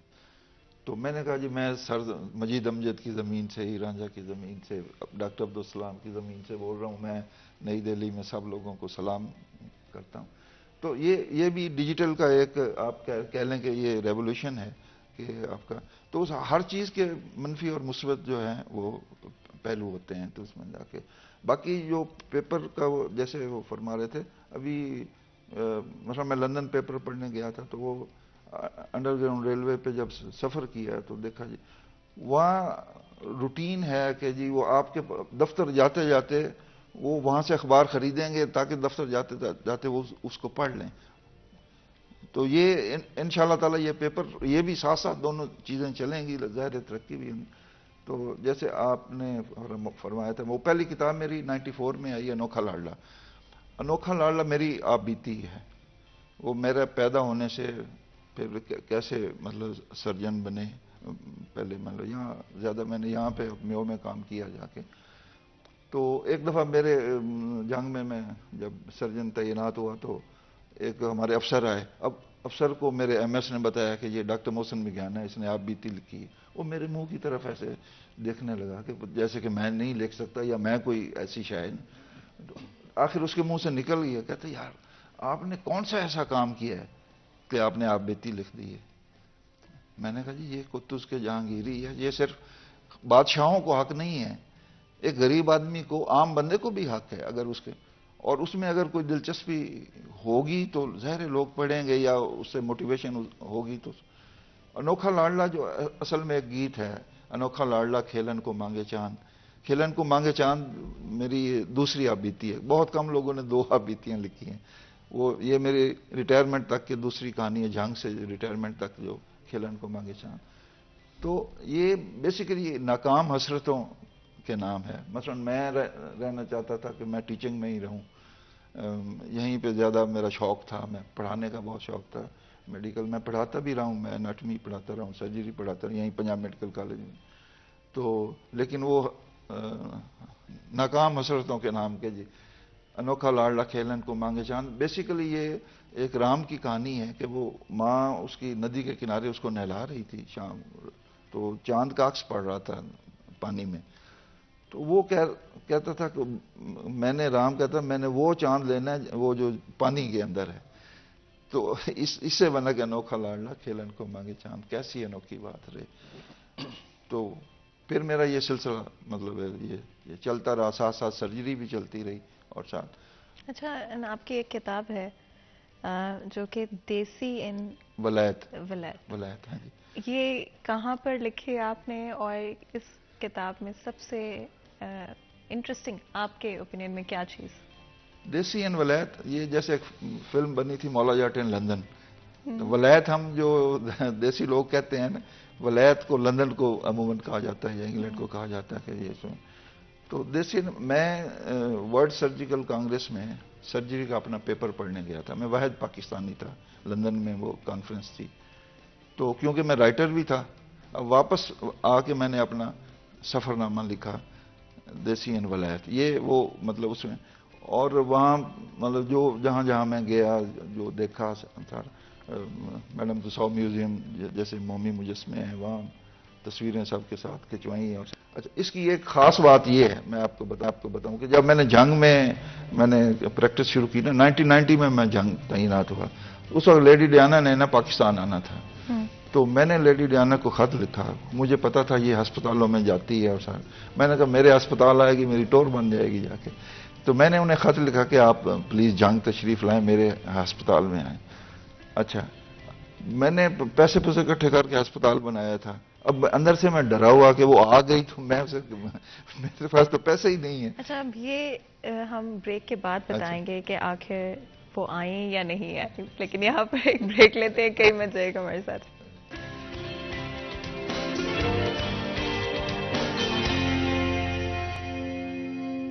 Welcome back. چلیے چینل میں ایک دفعہ پھر آپ کو خوش آمدید کہتے ہیں. بریک میں جانے سے پہلے آپ جانتے ہیں کہ ہم بات کر رہے تھے کس طرح آپ نے خط لکھا اینڈ کیا ہوا. اس کو میں نے خط لکھا کہ میرا ہاسپٹل ہے, آپ آئیں.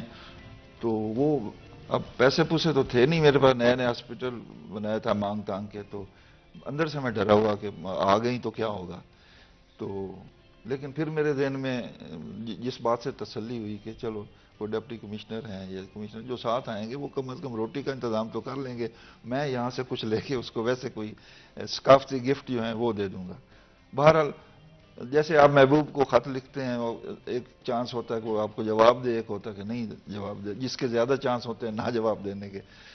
تو لیکن ان کی ایک بیوٹی ہوئی ہوتی ہے ان کا انگریزوں کی کہ وہ جواب ضرور دیتے ہیں. تو انہوں نے کہا جی ہم مصروف ہیں, تو پہلے سے پروگرام طے ہے. تو میں نے کہا ٹھیک ہے جی.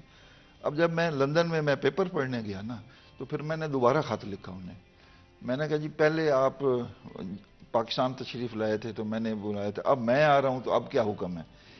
تو انہوں نے, میں نے کہا زیادہ سے زیادہ یہی کہیں گے کہ میں پھر مصروف ہوں. وہی ہوا ان کا جواب آیا کہ جی میں پھر میرا شیڈیول طے ہے اور یہ وہ. تو میں پھر ناکام عاشق کی طرح نا وہاں پہ بکنگھم پیلس کے باہر جو ہے نا گھوم گھام کے آ گیا, وہاں تصویریں بنوا کے, یا کوئین الزبتھ گیلری ہے وہاں سے کچھ چیزیں خرید کے وہ مطلب لے آیا میں جا کے. تو پھر میں جب واپس آیا پھر میں نے یہ کتاب لکھی, میں نے پیپر پڑھا. I was the only Pakistani جو ورلڈ کانگریس میں نے پیپر پڑھا تھا. تو واپس آ کے دیسی ولایت کتاب لکھی. پھر ان کو میں نے یہ پہلی اردو کی کتاب ہے جو کہ لیڈی ڈیانا کو ڈیڈیکیٹ کی گئی ہے. تو میں نے ان کو ڈیڈیکیٹ کی کتاب ان کو بھیجا, اور وہ میں نے انگریزی میں وہ فقرہ لکھا تاکہ وہ خود پڑھ لے.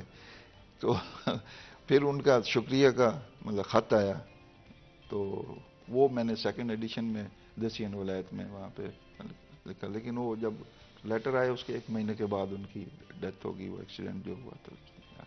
تو دیسی ولایت اس وجہ سے ہسٹوریکل ہے. اس کے 3 ایڈیشن چھپے ہیں الحمدللہ اس کے دیسی ولایت کے. اینڈ جس طرح آپ نے بتایا کہ یہ بہت امپورٹنٹ, اگر ہم لٹریچر کے حساب سے دیکھیں رمضان, جب آپ کسی بھی ایکسپیرئنس کی بات کرتے ہیں, اسپیشلی بہت سارے لوگ پاکستانی جو کہ اب رہتے ہیں ڈفرینٹ کنٹریز میں, سیٹلڈ ہیں ڈفرینٹ کنٹریز میں, کام کے لیے جاتے ہیں, کانفرنسز کے لیے جاتے ہیں, تو اوبیسلی آپ ریلیٹ بیک کر سکتے ہیں ڈفرینٹ لٹریچر کے ساتھ, اینڈ اس ایکسپیرئنس سے آپ سیکھ سکتے ہیں. کتنا امپورٹنٹ ہے دوسروں کے ایکسپیرئنس سے سیکھنا, اور لٹریچر کا یہ پہلو, یہ ایسپیکٹ کتنا امپورٹنٹ؟ اصل میں جب بھی آپ کسی کچھ سیکھ رہے ہوتے ہیں, اس کا مطلب ہے آپ نے اسی چیز کو جو پہلے ہی سیکھی سکھائی ہوئی ہے اسی کے اوپر وقت ضائع نہیں کیا, بلکہ جہاں سے ایک فرد نے اپنا سفر جو ہے وہ چھوڑا ہے, آپ نے اسی سفر سے آگے چلنا شروع کر دیا. تو آپ زندگی کے 70 سالوں میں بہت آگے نکل جاتے ہیں. لیکن وہی تھیریز, وہی ریسرچز جو کہ آلریڈی ہو چکی ہیں, اگر آپ انہی کو دوبارہ کھنگالنا شروع کر دیں گے تو آپ کا کنٹریبیوشن بھی نہیں ہوگا سوسائٹی میں, اور آپ وہ تمام چیزیں جو کہ آلریڈی ہو چکی ہیں انہی میں وقت ضائع کر دیں گے. تو یہ بہت ضروری ہے کہ بہت معاشرے سے سیکھے, اور اسی لیے ایک بزرگ کہتے ہوتے ہیں کہ میرے تجربات سے کچھ سیکھ لیں. تو ڈاکٹرز ہوں یا شعراء ہوں, ان کے تجربات جو ہیں وہ ہمیشہ ان سے کچھ نہ کچھ سیکھا جاتا ہے. اگر آج کی اردو جو زبان ہے اور آج سے 50 سال یا 100 سال پیچھے چلے جائیں, اگر اسی زبان کو لے کے اگر آپ آج اس کو لکھنا شروع کر دیں گے تو آپ ہاتھ کو ہاتھ لکھیں گے, اور بہت سے الفاظ جو کہ اس وقت معدوم ہو چکے ہیں انہی کو لکھیں گے, تو یہ سوسائٹی اس کو پڑھ بھی نہیں سکے گی. تو یہ ضروری ہے کہ آپ جو آپ سے پہلے کام ہو چکا ہے آپ اسی کو بنیاد بنا کے پھر آگے چلیں, تاکہ سوسائٹی میں آپ کچھ نہ کچھ کنٹریبیوٹ کر سکیں. آپ کی کتاب ہے بھاگ ڈاکٹر بھاگ, اس کتاب کے بارے میں بتائیے گا، کس طرح سے آپ نے ریلیٹ کیا، کیا خیالات تھے جن کے اوپر بیس کر کے آپ نے سوچا مجھے یہ بک بھی لکھنی چاہیے؟ بیسیکلی میں مطلب انوکھا لاڈلا میں میرا بیسک جو ہے نا وہ طنز و مزاح ہے، فیلڈ جو ہے نا طنز و مزاح ہے جا کے. تو باغ ڈاکٹر باغ یہ جب ہیلتھ کیئر کمیشن بنا ہے پاکستان میں، ایک تو ڈاکٹروں کے لیے پہلے ہی حالات بڑے خراب تھے، تو اس کمیشن نے اس طرح کیا کہ یہ کہتے ہیں آپ فیسلٹی جو ہے لندن والی دیں جو وہاں پہ ہے یا امریکہ میں ہے فیسلٹیز، یہ ایکسپیکٹیشن. تو یہ حالات یعنی کہ اتنے ٹائٹ کر دیے انہوں نے. تو میں ایکچولی کالم نگار بھی کالم لکھتا رہا ہوں، جان پاکستان میں لکھتا ہوں، دن میں لکھتا رہا ہوں میں، تو وہ جناب میں لکھتا رہا ہوں کالم. تو یہ ایکچولی کالموں کا مجموعہ تھا، لیکن میرے یہ سارے کالم جو ادبی حوالے سے ہوتے تھے، عام پولیٹیکل نہیں ہوتے تھے. مطلب میں تھوڑا سا اوائڈ کرتا ہوں، آؤٹ لو کہ میں رہا ہوں اسٹوڈنٹ پالیٹکس میں. تو باغ ڈاکٹر باغ کا یہ ہے کہ ڈاکٹروں پہ اتنا آپ نہ تنگ. ابھی آپ نے دیکھا ہوگا شاید کہ یہاں چنیوٹ میں جھنگ میں کہ 30 سیٹیں تھیں لیڈ ڈاکٹرز کی اور 300 ساڑھے 300 کے لیڈ ڈاکٹرز تھیں وہ کھڑی ہوئی کوریڈور میں ان کو. تو اس طرح سے جو ہے نا حالات جو پھر مطلب ان کو ملتے، اسی وجہ سے ہمارے کئی دوست جو سی ایس ایس کر گئے اور ہمارے ظاہر پریفرنس. اب میں 20 میں ریٹائر ہوں، میرے ایک دوست سی ایس ایس کر گیا تو وہ 22 میں ریٹائر ہوا. مطلب ہر جگہ پہ مطلب ہے. لیکن ہم ڈھیٹ لوگ ہیں جو پاکستان میں ڈاکٹر ہیں نا، سچی بات ہے ہم ڈھیٹ لوگ ہیں کہ ہم حالات سے نہ بردآزما ہوتے ہیں اور حالات سے پریشان ہوتے ہیں، نہ ڈرتے ہیں. رمضان، ریلیٹیبلٹی کی کیونکہ ہم بات کر رہے تھے تو ایک چیز جو میرے مائنڈ میں آئی، اسپیشلی اگر ہم سب کانٹیننٹ کی بات کرتے ہیں، لٹریچر بہت امپورٹنٹ ہے ریلیٹیبلٹی کو لے کے. جب آپ دیکھتے ہیں کہ یہ شخص جو کہ میرے ہی شہر سے، میرے ہی علاقے سے بلانگ کرتا ہے، میری پروونس سے بلانگ کرتا ہے، میری ہی جیسے کپڑے پہنتا ہے، زبان بولتا ہے، اور اگر اس شخص کی یہ کہانی ہے تو شاید میری بھی یہ کہانی ہو سکتی ہے، میں بھی شاید کچھ چیزیں اچیو کر سکتا ہوں زندگی میں. کتنا امپورٹنٹ ہے یہ ریلیٹیبلٹی اینڈ لٹریچر کو عام کرنا آج کے بعد. جب آپ کے سامنے یہ مثال موجود ہو کہ بھئی فلان نے تو یہ کر لیا ہے، تو اس کا مطلب آپ کے میں بھی کیپیبلٹی ہے. جب جس گھر کا بڑا بچہ ڈاکٹر بن جاتا ہے نا، تو بہت زیادہ چانسز ہوتے ہیں کہ اس گھر میں باقی بچے بھی جو ہیں وہ ڈاکٹر نہیں تو انجینئرز بن جائیں گے اور کچھ نہ کچھ پا لیں گے، جو وہ حاصل کرنا چاہ رہے ہیں وہ حاصل کر لیں گے. لیکن اگر بڑا بچہ جو ہے، بڑی بیٹی یا بڑا بیٹا جو ہے وہ کچھ نہیں کر پاتا اور وہ 8ویں کلاس سے دوڑ جاتا ہے، تو پھر آپ اس گھر سے کیا توقع کریں گے؟ وہ چھوٹے جو ہیں. تو ریلیٹیبلٹی تو ہمیشہ جو ہے وہ رہتی ہے.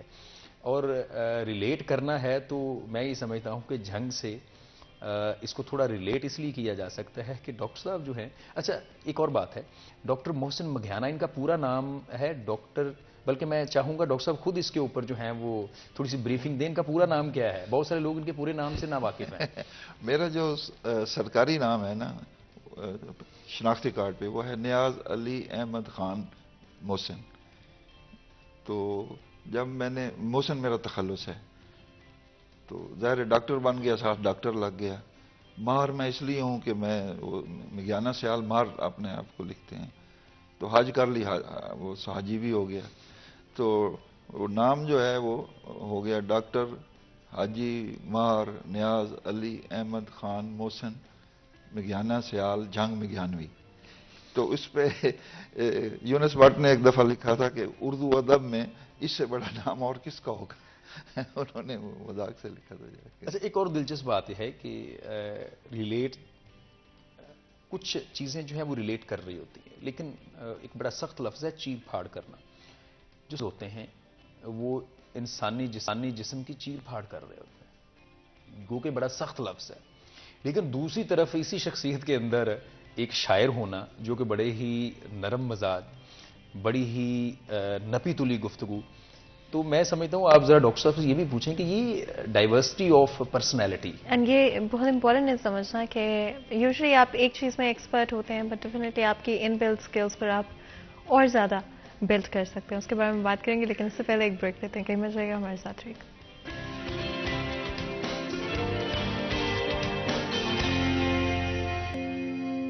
वेलकम बैक सीरीज 10 में एक दफ़ा फिर आपको खुशामदीद कहते हैं। ब्रेक में जाने से पहले गुफ्तगू जारी थी एंड डिफरेंट आई थिंक हमने चीज़ों की बात की, but most importantly literature reading कितनी इम्पॉर्टेंट है। एंड ज़िंदगी में बहुत सारी मसरूफियत हैं, डेफिनेटली हैं, डिस्ट्रैक्शंस हैं, बहुत सारी चीज़ों पर आपका फोकस होता है eight one point in time, specially as an adult. अगर आप प्रोफेशनल लाइफ में, I do completely understand that, but literature की इम्पोर्टेंस आपको शायद थोड़ा और आगे जाके समझ में आएगी। तो the earlier you start the better it is. आप जितना हो सकता है हैबिट डेवलप कर लें, कुछ पेजेस पढ़ लें दिन के, आप टाइम निकालें, एक सर्टेन अमाउंट ऑफ टाइम अपने लिए रखा करें जिसमें आप स्किल डेवलपमेंट में, दूसरों के एक्सपीरियंसेस से सीखने में आप वक्त ज़रूर दें, और कोशिश करें कि जो आता है उससे भी ज़्यादा सीखने की कोशिश करें, वहाँ पर रुके मत। सीखने का प्रोसेस कभी रुकना नहीं चाहिए।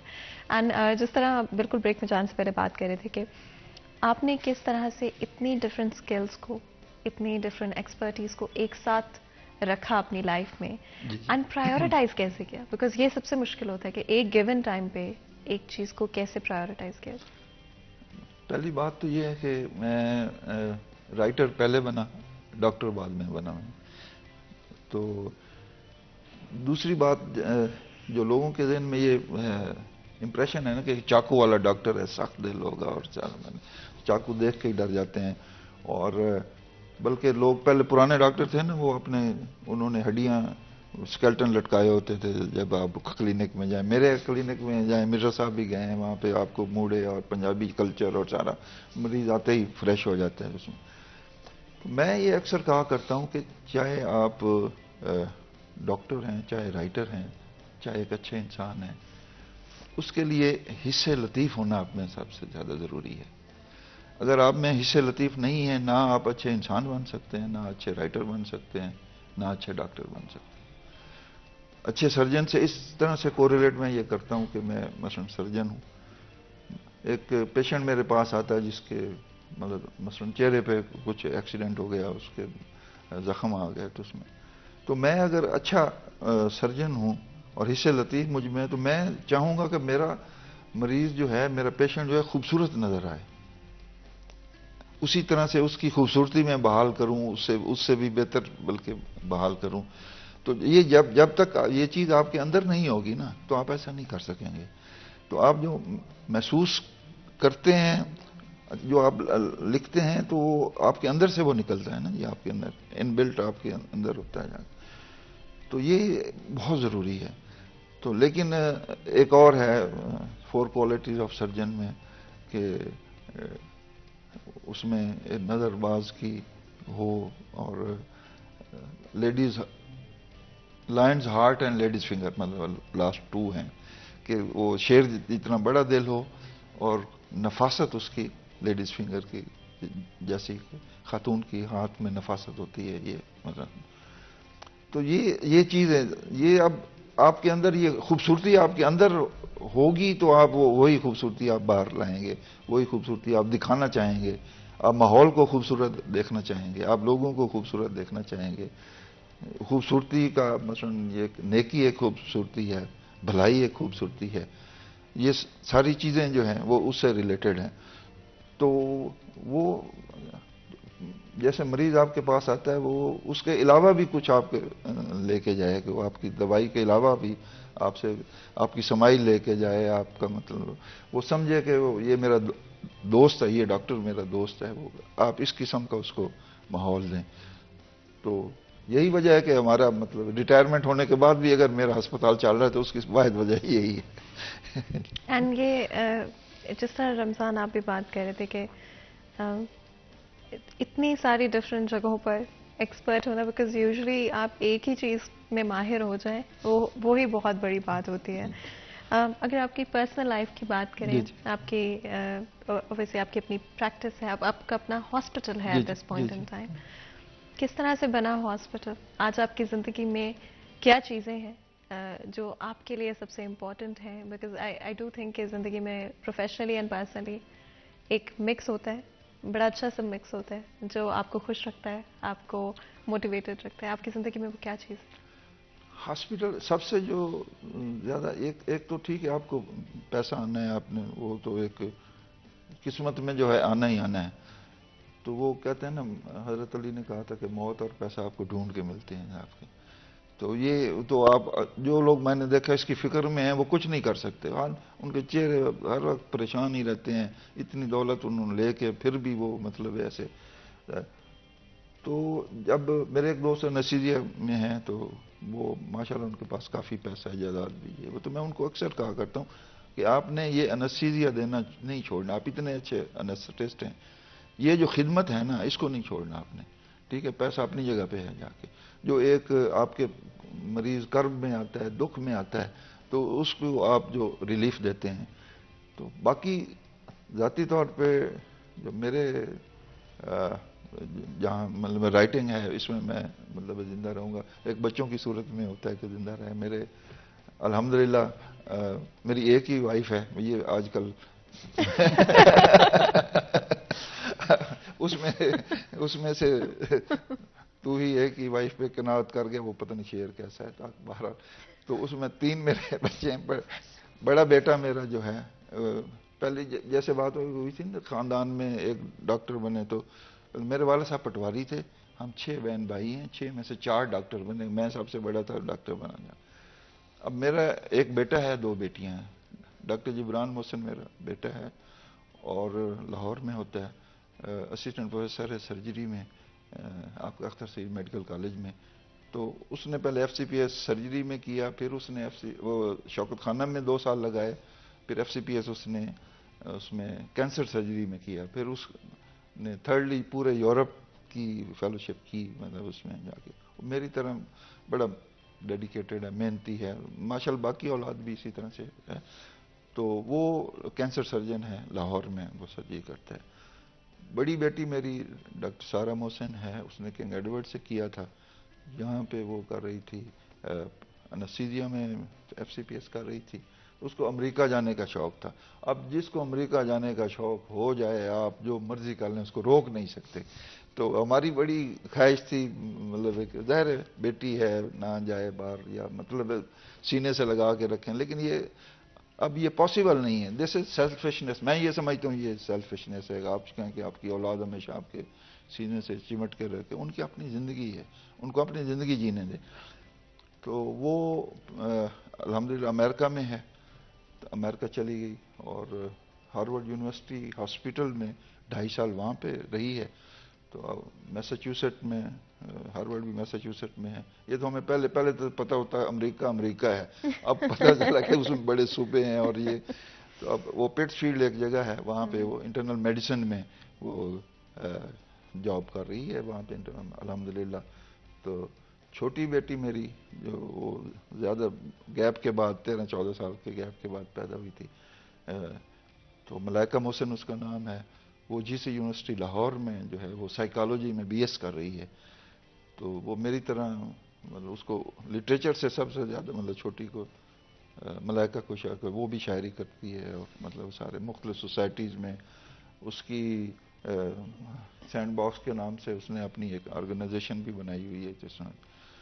تو اس طرح سے میں مطلب اب یہ ہے کہ ایک تو میں کتابوں کی صورت میں ظاہر ہے زندہ رہوں گا, اور باقی اولاد الحمدللہ اللہ تعالیٰ نے اتنی اچھی دی ہے, اللہ کا احسان ہے. اور ظاہر ہے بیگم کا شکریہ ادا نہ کروں تو ہو سکتا ہے پروگرام دیکھ رہی ہو تو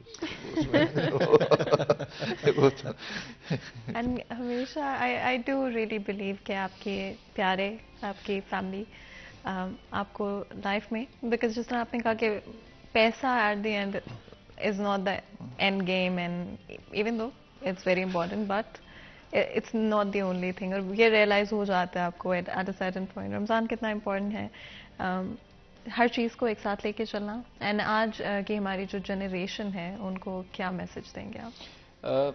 زندگی ایک پیکج کا نام ہے, اور پیکج میں ہر چیز کا ایک حصہ ہوتا ہے, اور اگر آپ اس میں سے کوئی ایک چیز مس کر دیں گے تو آپ زندگی کا مزہ نہیں لے سکیں گے. بالکل ایسے ہی نمک کی کوئی اہمیت نہیں, زمین پہ پڑا میں نے دیکھا ہے کئی بار, اس کو اٹھایا بھی نہیں جاتا کہ پڑا ہے ٹھیک ہے پاؤں نیچے روندا جا رہا ہوں, لیکن اگر وہ کھانے میں نہیں ہے تو پھر آپ اس کی اہمیت جان جاتے ہیں کہ یہ کتنا اہم ہے. اسی طرح زندگی میں ہر چیز کی ایک اہمیت ہے. آپ کے والدین کی اہمیت ہے, آپ کے بہن بھائیوں کی اہمیت ہے, آپ کی اولاد کی جو ہے وہ اہمیت ہے, آپ کے دوست احباب کی اہمیت ہے, پیسے کی بھی اہمیت ہے, جب ان میں سے کوئی ایک چیز مس ہو جائے گی پھر آپ کو ان کی اہمیت کا اندازہ ہونا شروع ہو جائے گا. اور پیغام یہی ہے کہ جس کی جتنی ڈیو امپورٹنس ہے وہ اس کو پے کریں, ورنہ پھر زندگی کے آخری حصے میں آپ کچھ نہ کچھ کھو دیں گے اور آپ ہمیشہ اس لاس کو جو ہے وہ محسوس بھی کریں گے اور اس کا آپ خمیازہ بھی بھگت رہے ہوں گے. اچھا, بیلنس بھی بہت امپورٹنٹ ہے اور آپ نے بالکل صحیح بات کی کہ ہر چیز ایک مقدار میں ہونا ضروری ہے, ایک بیلنس میں ہونا ضروری ہے. اس بیلنس کو مینٹین پریکٹیکلی اگر دیکھیں کیسے کیا جا سکتا ہے لائف میں؟ میرے گھر کے باہر نا ایک بزرگ آئے, دروازہ نوک کیا اس سے پہلے کہ دروازہ کھولا جاتا, اور وہ چلے گئے اور کہتے ہوئے ایک بات کہہ کے چلے گئے کہ وہ تیرا بڑا منڈا ہے نا, سندا سب دی کردہ اپنی ہے, سب کی سنیں لیکن اس سب کی سننے کے بعد آپ جو ایک بیلنس جو نظر آئے اس کے اوپر آپ عمل کریں. یہ نہیں ہے کہ آپ کسی کی سنیں نا اور اپنے فرمودات جو ہیں وہ لاگو کر دیں, اور یہ ہے کہ یا آپ صرف سب کی سنیں اور اپنے فرمودات روک لیں. تو سب کی سنیں اور اس کے نتیجے میں جو بیلنس شخصیت ایک وجود میں آئے گی وہی امپلیمنٹیشن کریں. آپ کو ہر سوال کا جواب مل بھی جائے گا اور آپ ہر ایک کو ایک ڈیو امپورٹنس بھی دینے میں کامیاب ہو جائیں گے. آج کے وقت میں رائٹرز جو کہ جس طرح 13 تھیسس آپ کی بکس پر یا آپ کے اوپر کیے جا رہے ہیں اس وقت, کیا ضروری ہے, کیا فیکٹرز کو کنسیڈر کرنا اور کس طرح لٹریچر کے ساتھ اور کنیکٹ کر سکتے ہیں آج کی جنریشن کے لوگ, یونیورسٹی اسکول میں ایک شو کر سکتے ہیں کہ لٹریچر جتنا امپورٹنٹ ہونا چاہیے اس کی امپورٹنس کم نہ ہو؟ ایک میری بھی سبمیشن ہے سر, ایک دو اشعار ضرور سنا دیجیے گا جو آپ کے ذہن میں ہوں, اور یہ بات بھی ان کا جواب بھی جاری رکھیے گا. جی, لٹریچر سے جڑے رہنا جو ہے نا وہ بہت ضروری ہے. میں ایک چھوٹی سی مثال دوں. مثلا میری کتاب تھی نا انوکھا لاڈلا, وہ جس ہاسٹل میں چلی جاتی تھی نا تو جب تک پورا ہاسٹل پڑھ نہیں لیتا تھا تو وہ مطلب واپس نہیں وہ کرتے تھے. اچھا, میں اکثر یہ کہتا تھا کہ اگر یہی کتاب جو ہے آپ کے کورس میں شامل ہو جائے نا کوئی, خدا نہ خواستہ لوگ کہیں گے, تو وہ آپ کو پورے سال میں وہ نہیں پڑھی, زہر لگنی شروع ہو جائے, زہر لگنی شروع ہو جاتی ہے. وہی آپ جو کہ آسانی سے پڑھ لیتے ہیں. تو یہ اتنا فرق ہے لٹریچر کا, اگر آپ کے مطلب اس میں کتنی امپورٹنس آ سکتی ہے. رمضان کی فرمائش پر اگر آپ جی میں ضرور. اصل میں شاعر جو ہے وہ بیک وقت بوڑھا بھی ہوتا ہے اور بیک وقت جوان بھی ہوتا ہے. جہاں تک مجھے یاد ہے آپ کو بھی شاعری پسند ہے, لیکن آج ہمیں موقع نہیں ملا آپ سے. شاعری ہمیشہ ہی جو ہے وہ بہت سے افراد کو جو ہے وہ سوسائٹی میں پسند ہوتی. جی ایک جیسے میں نے انوکھا لاڈلا کہا تھا نا جی, وہ کہتا تھا وہ چاند وہ لینا ہے جو کہ وہ اس میں ہے پانی میں, اس سے چاند جو ندیا میں ہے جو کیسے نکالوں محسن, چاند ندیا میں ہے جو کیسے نکالوں محسن, بس یہی حل اسے باتوں میں لگا لوں محسن. کیا بات.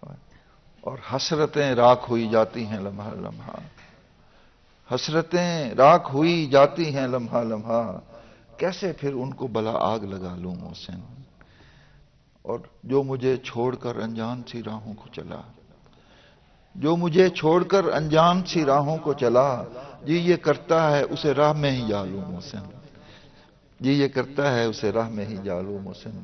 اور اس کی روح میں تاثیر ہے مسیحائی کی, اس کی روح میں تاثیر ہے مسیحائی کی, جی یہ چاہتا ہے اسے ہاتھ لگا لوں محسن.